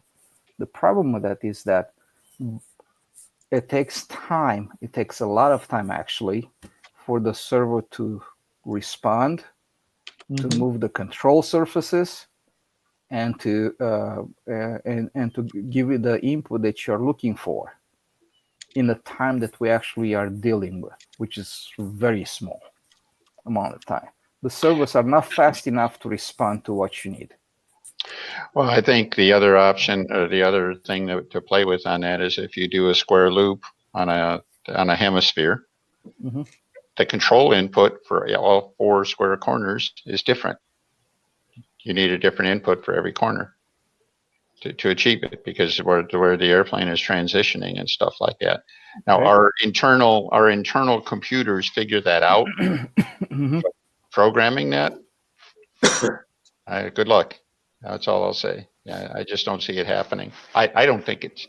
I don't But think. like I said, our brains are a lot faster and our hands are a lot faster than any servo you'll ever put. I mean, the servo needs one tenth of a second to just move from one position to the other one and come back from there back. So it's 2/10 of a second. By that Yeah. time, I mean, your corner is long gone. Well, it's exactly it, and So you it's know, not it's like feasible. we're not even as we're flying it, we're not even. I think really cognizant of the fact that we are flying every corner differently. What I'm thinking of is, gee, I need to go from horizontal to vertical. I need to Mhm. go from vertical to horizontal again. I'm not Mhm. thinking about, well, the wind is going to be this way and the airplane is going to be falling off and what. Mm. You, No. those things become. That's why you practice. That becomes part of your muscle memory and your sensory Mhm. memory and everything like that. Yeah. Hard, soft, real hard. Things like that. And Mhm. it's built into this computer that Yes. the transpond. Yeah. Electronically, you'd think, gee, it should be fast, but by the time you do all of those things, and Mm-mm. oh, by Not the gonna way, happen. I trimmed it for a 5-mile-an-hour wind, and now we got an 8-mile-an-hour wind, and everything just changed. Yeah. Yeah, but And it's like, yeah, did you I think just that don't see it happening. So Yeah. did you So think that 4 propellers facing straight up could keep a quadcopter stable and no, flying? I no, mean, no. that's fast. I think it's like something like that is something like they say about real helicopters. Real helicopters, they don't fly. They're just so ugly that the earth repels them. All right. I think quadcopters kind of fall into that category. But you're right. I would have never in my wildest dreams would I have imagined that that something like a quadcopter would become as popular as it has. All right. If anything, Because I would have thought maybe a triangle arrangement, but certainly not a quad. But quadcopters have 3 gyros, mhm. 3-axis gyros, and they adjust the speed of all 4 motors to Mhm. compensate for that stability. I think Yeah, they have accelerometer gyro combination yeah, I because think, they need to also know what orientation is. The yeah. gyro tells them how fast is it turning. The accelerometer tells the position. I saw, I know it's kind of related, I guess. I saw kind of a cool video on one of the news sites. They got all the trouble over in Hong Kong right now. And there was apparently a police drone flying over the protesters. Mhm. And the protesters somehow all had lasers, and they started pointing their lasers at the drone. Mhm. And you could see all these lights coming from the ground up. They brought it down. Mhm. They disabled it and brought the thing. It basically crashed and Wow. everything like it, which I'm surprised that it was that sensitive to a laser signal and not Mhm. a radio signal and everything like that. But I don't know. Like say it, drones are so foreign to me. I can't comprehend how they happened or how they're so popular, and just recognize that they are. Hey, Tryon, I think you need to make a special one of them for me that has an altimeter in it. So when I get so close to the ground, it'll reverse the propeller. Yeah. Yeah. I said it before. I'm gonna say it again. You know, you don't have a servo that's fast enough to compensate for that. No, that's Yeah, right. They do not exist. That's why I want you to do it electronically. Yeah, that's As it. I said, if the electronics commands the module to do that, it's still not fast enough to get the job done. But in a quadcopter, if it comes down to the ground, it can stop that and bring it back up. Yeah, but the quadcopter comes down from hundreds of feet. I think maybe the answer here, Steve, is that you need to figure out how to put a bell crank on your quad. All right. Oh, When yeah. that thing gets down to the ground, it stops you from doing anything bad. What So- you got there, Tom? This is a tricopter that I designed 10 years ago. Ah, cool. And the tricopter, it's similar to a quadcopter as far as, you know, to fly forward, you just accelerate this is the rear rotor, rear propeller. For roll, you just go the front two. But if you want to yaw it, then there's a servo that spins this motor at an angle. Mm-hmm. This one's on a pivot block, and so the servo can. I don't know if you can see that. Let's see. I can see that it's rotating. So yeah. Yeah. Well, So don't they make like a that's how it octo, controls the yaw. don't they make like an octocopter, a 6 motor? I've seen Sure, 6, yeah. 8. Yeah. This one, you know, this is 10-year-old technology. And you Did made I- that yourself, and I presume. Yeah, I built this one myself. It has All right. 3-axis gyro built into it. That's pretty cool. I think it's cool. gotta You be able made it yourself too. You got to be Yeah. able to fly in order to fly that, though. It can't fly itself like today's modern quadcopters can, will it? It has no GPS like the today's quadcopters, but you can control it with radio control, just Yeah. like the modern quads today. Well, the modern quad, they don't actually turn props to yaw or anything like that. I mean, they don't servo them or anything. Well, how do they do that? Just some kind of differential motor control or something? The way it works is the props counter rotate, Right. and so when they speed up, the ones that rotate clockwise versus the one that rotate counterclockwise, that's how they get the yaw. Yep. And then the roll and the pitch is done by just speeding up either the front two or the back two for the pitch, and the roll is the left two and the right two. Yeah. So they use the gyroscopic precision for that. For rotating, for yawing. Rotating. Yep. Okay. I didn't know that. I could not figure, I couldn't guess there would be anything else, but I didn't know that for sure. But if anybody wants to comment on the Raby rudder, Mike over on YouTube is asking about that. He'd heard of it, but wasn't sure what it was, and I told him as much as I knew, which was that people build it for big planes with big props that suffer gyroscopic effects. The Raby rudder, and Al Raby invented it, so that's all I knew about it. So, well, that's really, that's just about most of it too. Now, it was not. I'm not sure how many other people have used it. Although I've heard Igor's using it, and he's had a fair amount of success and stuff.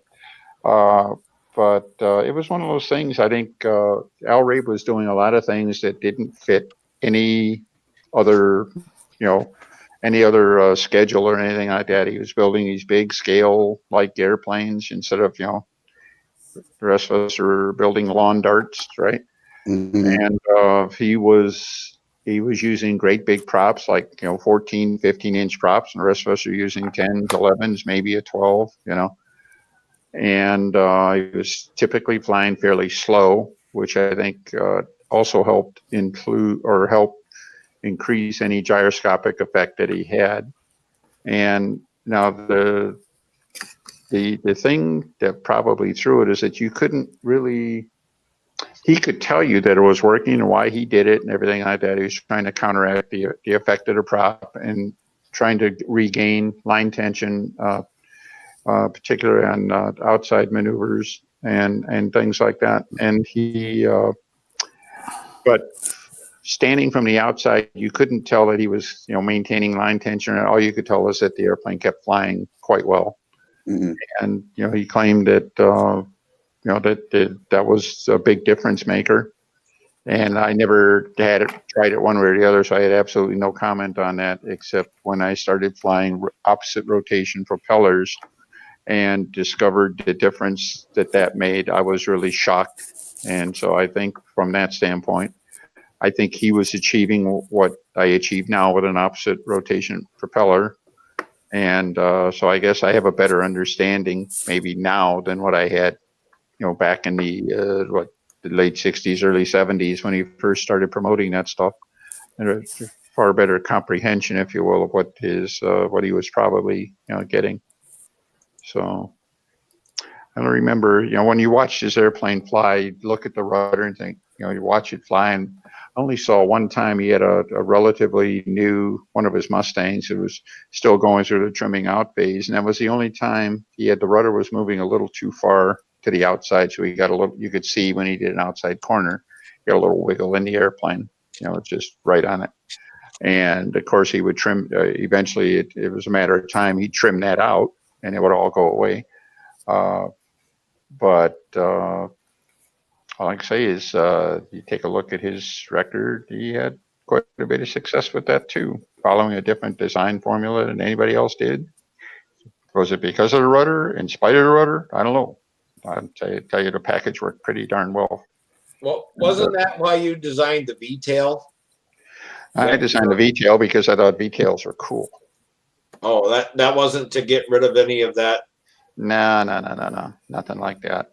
I had lots of course, when you do something like that, everybody's got ideas on what you could do and what you should do. Well, you could take that V and you can make it a rudder. I said, you could make a V and you could make your rudder, make it yourself that way. I ain't going to bother with that. And I suppose it would have been possible. It would have not been nearly as, straightforward or anything like that. But the V-tail, frankly, I wanted to see what a V-tail would do. I thought V-tail airplanes looked cool. I wanted to build a sweepy air racer. All right. The Sweepy was one of the old Goodyear era racers and one of the original ones.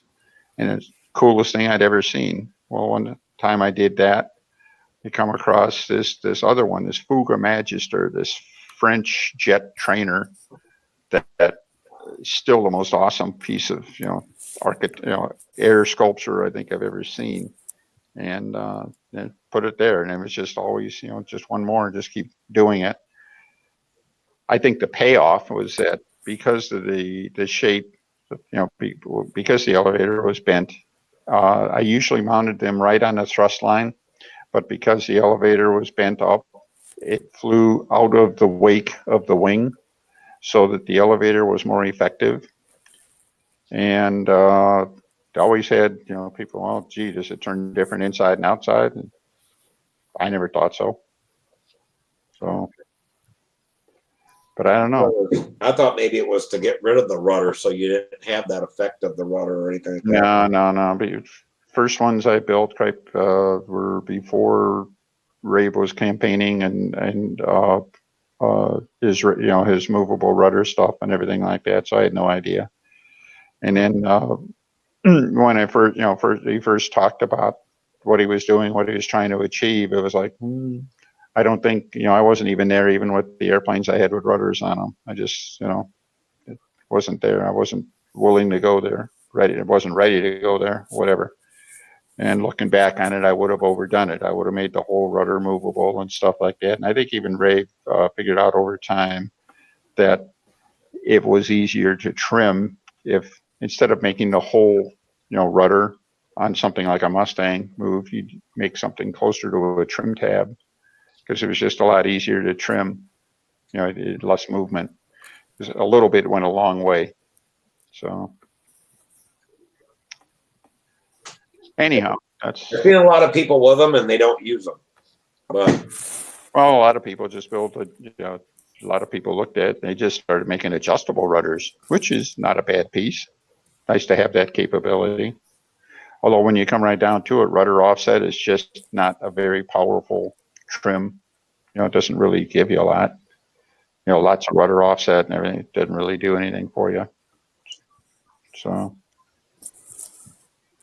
Well, thanks for the commentary. That answered a question for one of our tubers out there.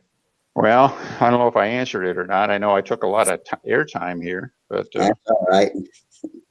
No, it's not. I asked the tuber if I answered his question. Whoever it was, did I answer? Or is that the answer you were looking for? Or I think that was all information. He was just curious, and so I think that was plenty to settle his curiosity. see, Dennis, you are useful here on. Nah, I'm just taking up a 1/5 of the screen here.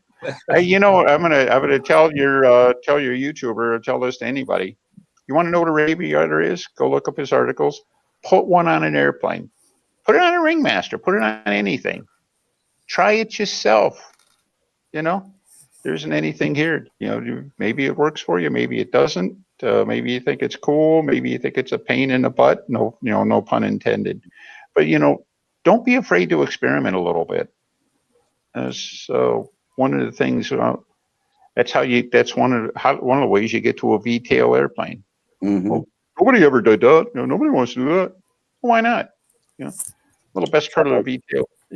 Carter typed in. He's over on the tube tonight. He typed in that he used a Raby rudder on his Strega.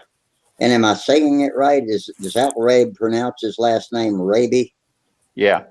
Okay. Rabe. I think it was. I don't know. I've heard it both ways. I think his name was Rabe, but it wasn't hard the way it was spelled and everything like that. We would call it Rabe rudder, Raby rudder. Same thing. Yeah. So forgive me, Al. So I don't know. But okay, Charles Carter said he used one on his Strega, and So what about it, Charles? You'll have to come back and type about it. yeah, that's it. Why isn't he online here? Probably because his kids are downloading videos and his wife's watching TV, and the whole product is so. They're soaking. Sounds like Daddy needs a new computer there. So Daddy needs a new internet provider. Yeah, that's right. So since you last week we talked about the router, there's different kinds that have, I don't know, 4 antennas, 3 antennas. Mm-hmm. They send at different frequencies or something like that to make it, I don't know. I went and looked at them and I was like, well, damn, I'm as confused as I was before I left. I cannot answer that one, Steve. I don't know. If they're like 1 channel, 2 channels, I don't know. Probably. There are multiple channels, but I don't think that's what the multiple antennas do. I think it's like, it's like exhaust pipes on a car. The more pipes, the faster it goes, right? So. Well, they could have used 1 real long one or 4 short ones. Yeah, 4 antennas has got to be better than 2, right? So. Charles just typed us an expansive answer on the Raby rudder. He said, I liked it.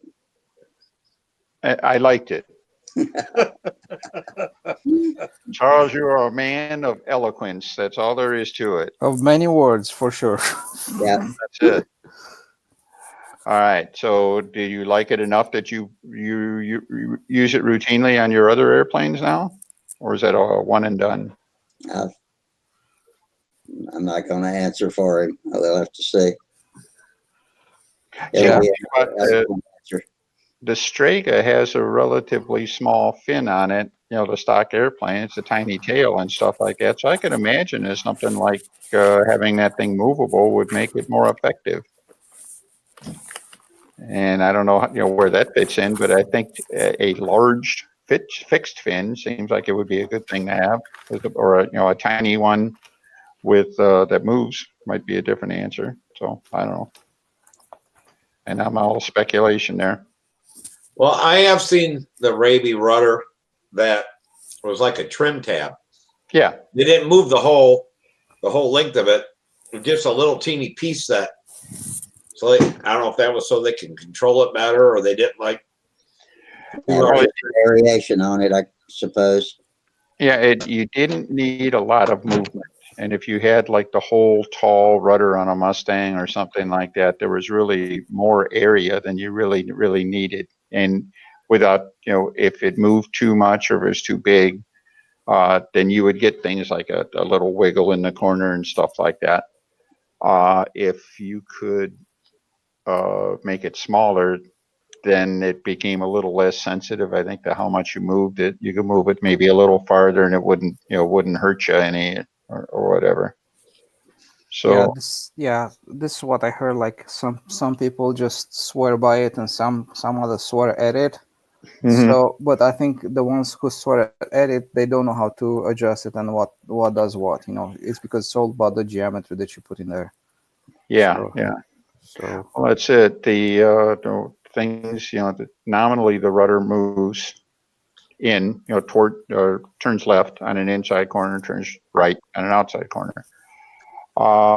And of course, the simplistic way is you just make it work the same both directions, but that's not the answer. You have to set up the linkage, and it's a kind of a goofy little linkage when you get it, but it doesn't move in hardly at all. Mhm. It doesn't move out very much, but it's more pronounced than what it turns in. So that's one of the other things. Keith Trussell, oh boy, he put an article in Stunt News on how he did it. I don't remember how many, tripe, it's got to be 5 or 6 years ago anyway. He actually, instead of having a push rod arrangement, he had a real neat little sliding cam attached to the push rod off the elevator, and it would control how the rudder moved. And he was able to get a real good differential with that. And he could take that little cam, my words, not his, it's basically a little plate with some grooves, and he was able to take that and he could change that for different amounts of throw and stuff like that. And that was one of the slickest setups I've seen. I'm not sure exactly how he did it or how he cut them all or anything like that, but he had a real neat arrangement for doing that. He had real fine control, and I think he was able to program it. That's really the best word for it. He was able to program it a little easier than you could with the things slaved off the elevator and stuff like that. So, yep, find a. Hey, there's Charles. Hey, there he is. Let's see You that. like it, huh? Let's see that painted fuselage. Uh-oh, he's looking like he's a still picture there. Might have frozen. It's a good clear picture. Yeah, Like better than his usual Can video. you guys hear me though? I can hear you. Yeah, you're not moving, Can but we can hear you. see me? Okay. Okay, good. Well, I on my Strega, I've been carrying the Raby rudder for about 3 years. I liked it.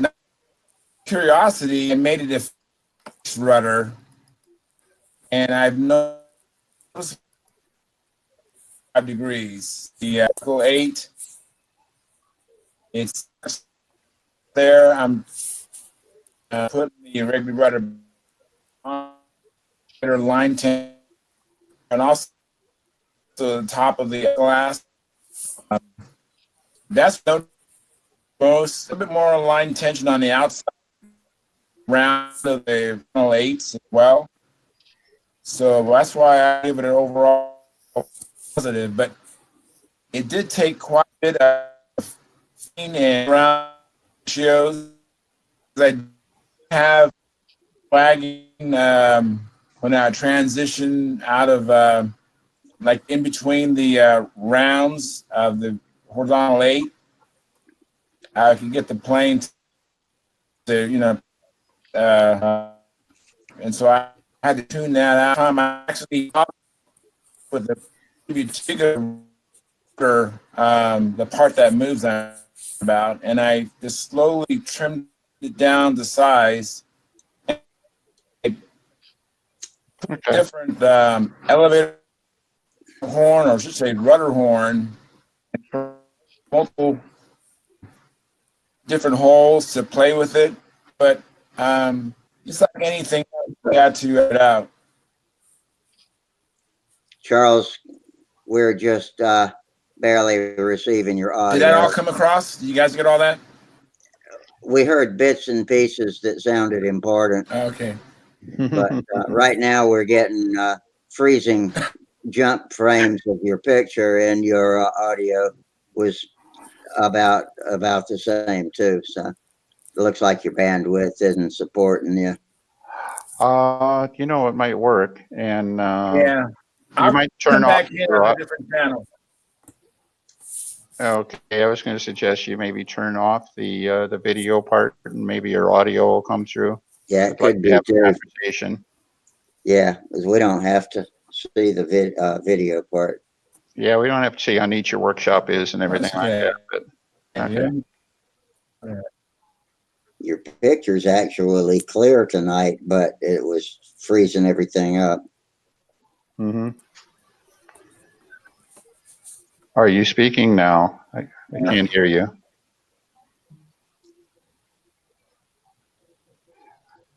Charles? You keep changing the monochrome. Well, I was going to say, if I'd like, oh, cripe, we just lost him completely. Yeah, I think he's going to try switching to something else. Okay. Yeah, I've noticed even on mine here, I changed my video quality from high definition to standard definition, and it seems to help everything. So yeah, it takes up a little less bandwidth that way. Much better. You keep that up, I'm gonna get my car. I'm gonna drive up to Grand Rapids. I'm gonna kick your ass. What do you think of that, pal? Come on over. We'll do some building. All righty. I'll cut a Raby rudder in one of those airplanes behind you there. But, yeah, we'll give it a try. No, seriously, if you want to give it a try, just like you said, take the part of the fin, you know, the fuselage, if you will, behind the stab below the rudder. Just make that move that little bit there. I think that's what Charles is telling us, is that he kept cutting the rudder. I don't know if he was physically cutting the rudder or just reducing the movement on it. But yeah, it sounded like he was cutting the rudder, making it smaller. That's what I got out of it too. Like he was trimming off, you know, pieces of material. But yeah, that's what I seen there at Bodak. People that had them just had really small ones. You know, they're small, and if you watch them move, I mean, they don't move very far, but just enough, you know, helps you over the edge, helps you over the hump there, and some of the transitions and stuff. So yeah. Hey guys, I gotta sign off, guys. My battery's dead. Yeah, well, my battery. Yeah, my battery's dead too, but it's just not on my computer. Just when I wanted to show you something. You stay warm up there, all right? Well, make it quick, Right. Tryon. I can hang on for a little bit more, but I'm gonna be like Len here in a minute, just falling asleep sitting in the chair. I can take the tablet upstairs and plug it in if you want to show me something, Tryon. Yeah. Looks like we're going to get a house tour here. So Yeah. Yes. Uh-oh. I'm almost there. Looks like yeah. There he is. You're back. All right. I changed. You're moving and everything. I love it.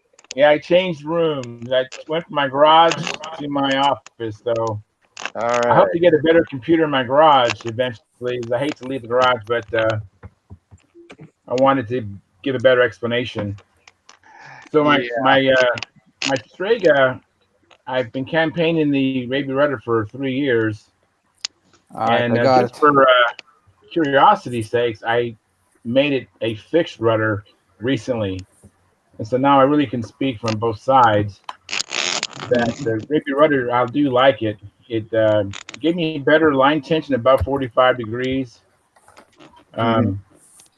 Um, on the outside part of the figure eight, a little Mhm. bit more authority on that outside round, and of course the hourglass going up across the circle path on the top. Yeah. I have better line tension up there. Where now it seems my Strega now it's just lighter. It just feels it's a lighter touch up above 45 degrees. I'm getting used to it. At first, a little bit disconcerting, but the plane won't fall, but it just feels lighter Mhm. without the Raby Rudder. Okay, so you had it on, then you took it off. Are you going to put it back on? Or Yeah, I'm going to put it back on, but um, yeah, I guess anytime. I mean, the plane. I'm right now. My focus is I'm really working on the reverse wing over, the pullouts, pulling out at the 5 feet level. Mhm. So I'm just really focusing on that right now. The plane flies good with the Raby Rudder or without it, but I think it's better with the Raby Rudder. But I can still just practice on what I'm trying to focus on, and so it serves me well either way. But I do have a preference with the Raby Rudder. Okay. Okay, so what I want to show you guys is right now it's set for a flight time of 10 seconds and a start delay of 15 seconds. So pretty much that's what you're gonna see here. And yeah, let me go here. All right, you guys ready for this? So Yeah, let me turn this click on. on you. So the time is on right now. The main lights come on, and Yeah. then my beacon comes on. This is the warning lights for before the flight goes. They're gonna go solid. One, two, they go off. And now it's the end of the flight. They start flashing back and forth again. And they come solid. They're gonna come off. The motor stops. About 10 more seconds, all the other lights should turn off. Mhm. So let's say you land, come to complete stop, boom, done deal. Are you going to have that many LEDs on your airplane? Yeah, then don't worry nothing. I gotta put some weight on it. That's a nice problem to have. Yeah. Yeah, yeah. I mean, yeah. We're not hurting over there at all. Yeah. So yeah, so this is the actually probably maybe next week I'm gonna put it on this guy, All right. and I also have a little motor, electric motor here, so I'm gonna turn it on and off to prove the program in general. So right now I can basically take this stuff and put it on any plane and just actually control the throttle and turn it on and off and do the whatever I need to do. Technically, I have a timer in my hand right now. That's super. Yeah. So that's that. I have this little accelerometer. This is actually a gyro accelerometer. It's twin one, and I'm Oh, reading the. it's all in one unit then. Yes. Yeah. Yeah. That's super too. That's Yeah. nice I mean, and tidy. yeah. I mean, it's like, but for me, I like to learn, right? And it's a learning experience, and it's exciting to me, and it's new. So I love the ship. So on, So on an electronic gyro, does it just throw electrons around in a circle?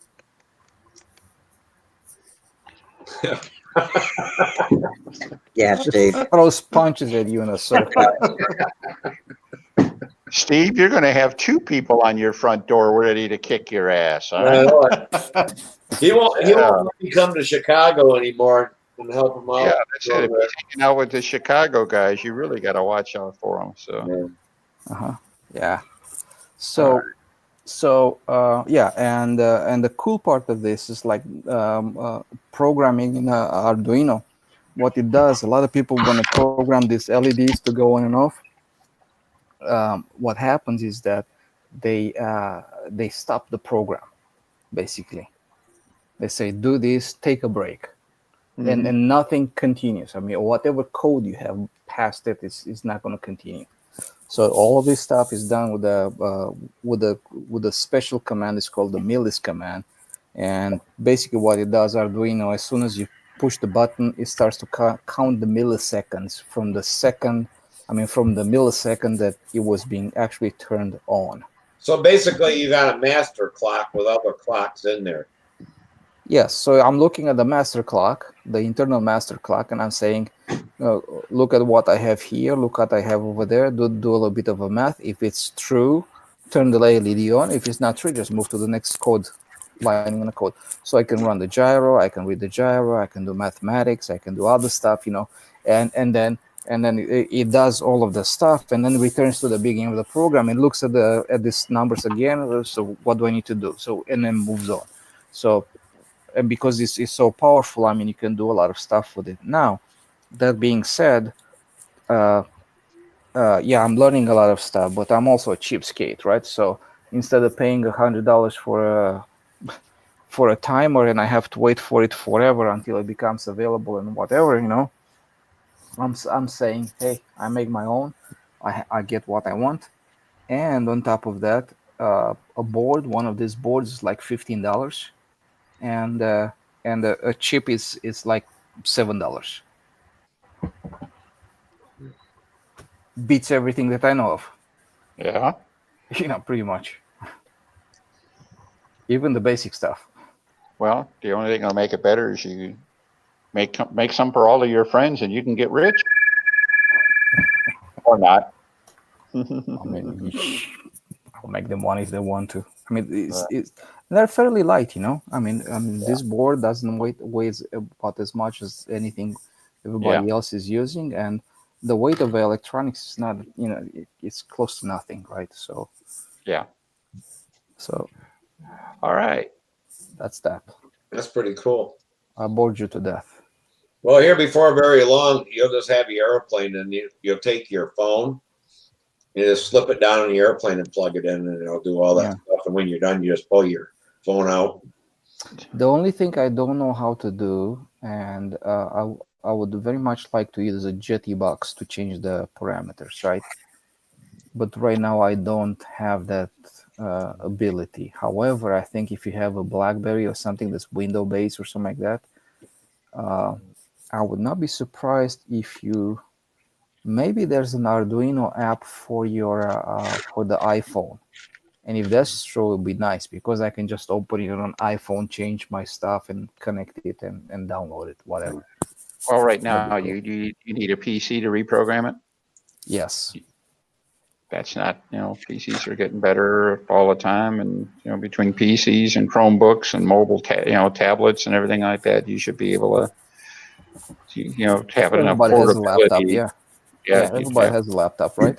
Yeah, should have enough portability there. I mean, really, I would not anticipate that this is something, once you get it all set up, this isn't something you're going to reprogram every day. So No. How many- And because how many- this is not dependent on a wind at all, right? So right, because it measures how fast the angle is changing, right?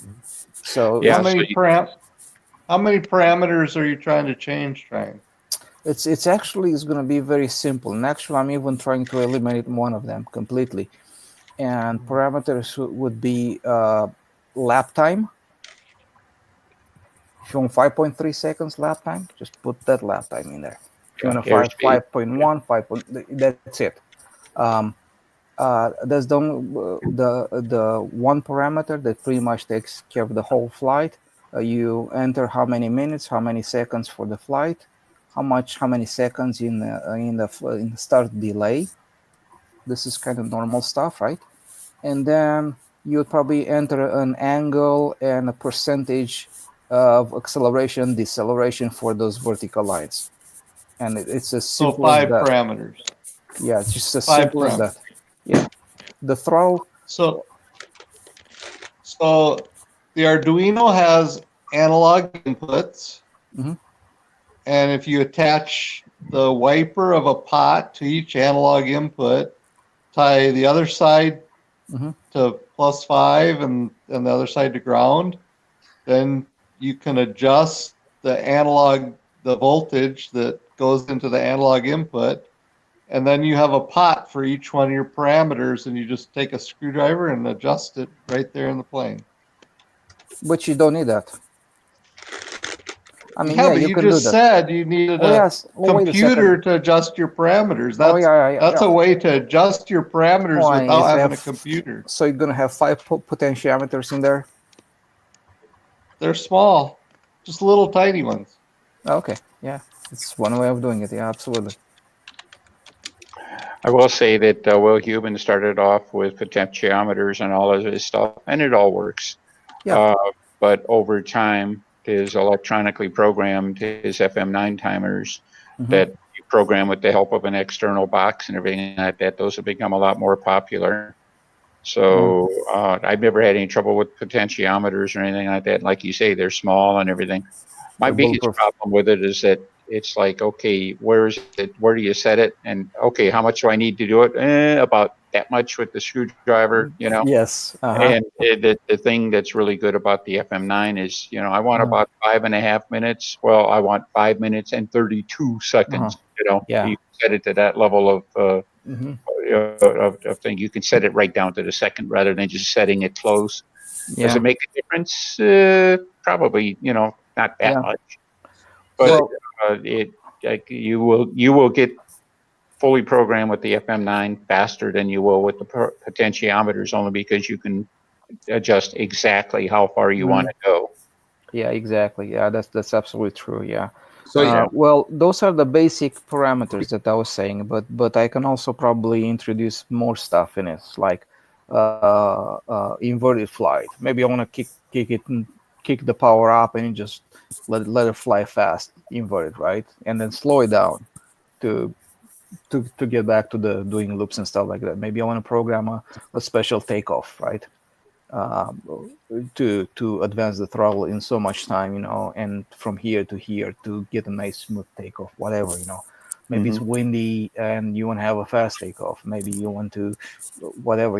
Another thing I was thinking about doing is eliminate the flight time completely. No flight time parameter. Just leave that blank. And after you finish your flight, you put it down, you bring it down to the deck, you flight level, and as soon as it sees that parameter over there, go like, okay, I'm on normal flight, and it's gonna count like say 20 seconds, which is about 3-4 laps, right? 4 or 5 laps, between 4 and 5 laps, right? And if he Right. sees, if he recognizes that level flight for 5 seconds, in which is in that parameter, is like, okay, that means the flight's over. So at any time in your flight, if you want to bail out or you do anything like that, you just bring it back, fly level, and the clock starts as soon as it flies level. So obviously, because you have only two level ups between maneuvers, 3 maximum, right? You never get to that parameter to max out and well, you get stop and run. you get 6 in level flight and 6 in inverted flight. Yeah, Right? Wait, it's not gonna. but No, what no. he's but what he's saying, I think will work. I think you can also set parameters in there that it only kicks in that after a certain amount of time or something. Yes. After 3 minutes, say, 3 minutes or so is where the inverted flight is, Yeah. and anything after that it would shut off. But yeah, I like that. That could be really interesting if you could do that. So Yeah, you can do it. It's not an issue, because if you look at the z-axis in accelerometer in level flight, what do you see? A -1, right? mhm. So if you see that -1, as soon as it sees the -1, or between negative 0.95 to somewhere over 0.95, so give you some wiggle room, right? Some 5% wiggle Yeah. room, right?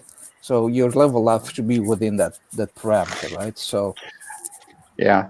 Well, I and don't know. I think I'd hang on the timer for the time being, but and the reason where you might get into trouble, and I'm just projecting here, but if you were to fly at say Brodak Field on a windy day, and his field is basically a half moon surrounded by trees with trees in the middle of it, which means on a windy day you're going all oh, over I the see place. that. You Makes could sense.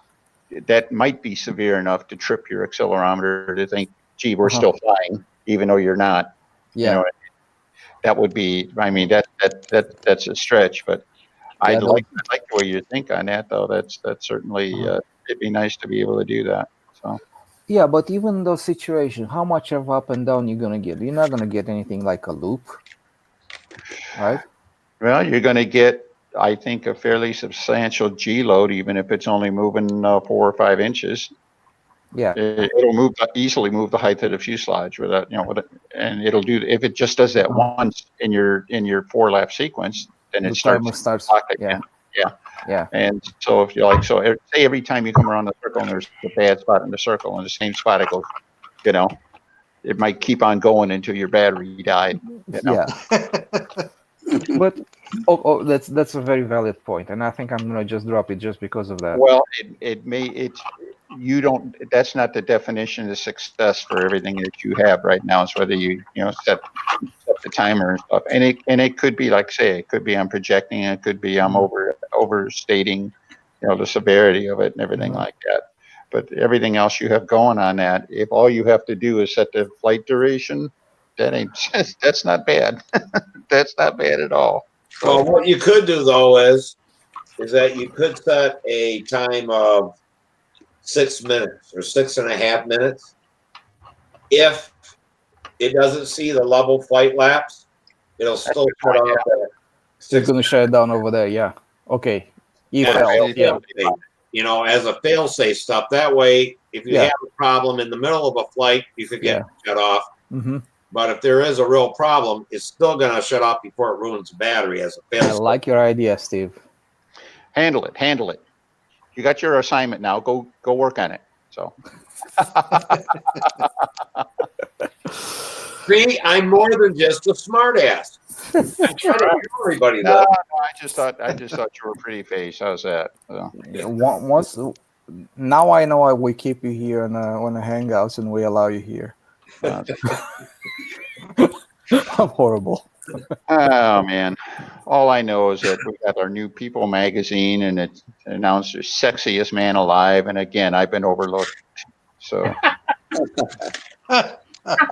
all I can say is that, man, you talk about prejudicial judges and everything like that. I don't know What who about that Rusty is and everything like that. Yeah, he's talented. Yeah, he's rich. Yeah, he's a good-looking dude. But damn it, it's my turn. Well, if that is for you, what about Rusty? On the Hangouts. See, if what about me? On for the last 2 months, Yeah, you may have won. probably not. If they look at our Hangouts, it's probably not Rusty. Magazine. We'll beat you out. I hang out here, then I got to hang out with the was it Romanian? Was it? Yeah. Oh shit! Not those guys. Pretty face too. So. No, not those guys. Yeah. That's all right. Like I said, I'm so vain. I know that song's about me. So. Well, guys, I'm gonna call it a night. Yeah, I think on that, I think I better escape is what I should do here. So, guys, it's been a blast as always. Rusty, thank you again for hosting. Number 201 now, right? That's right. Yeah, we're starting a whole new couple of hundred. Starting a new century here. So. Yeah. Or it's like the old story. Hey, doctor, how long have you been practicing? Until I get it right. Yeah. Yeah, it's going good. It has for a long time, but we've been through little things, helmet head and stuff like that, but it's always been fun. Indeed. Guys, everybody have a great weekend. Good night. Yeah, you too. I guess that's the sign we ought to call it a wrap. So I'll say good night to everybody. And like Steve and Dennis disconnected already, but you guys all have a good weekend. And so you hang out, chatbox guys over there on YouTube have a good weekend too. Thanks for your participation. It's a pretty good YouTube crowd tonight. Even got a new Australian in. I hope he's still watching us, Stuart out there from Australia. And until Monday, fair winds, tight lines, and we'll see y'all later. Good night, folks. Bye. Good night, Rusty. So we're off the YouTube. Yeah. Not yet. We will be momentarily. In 3, 2, 1.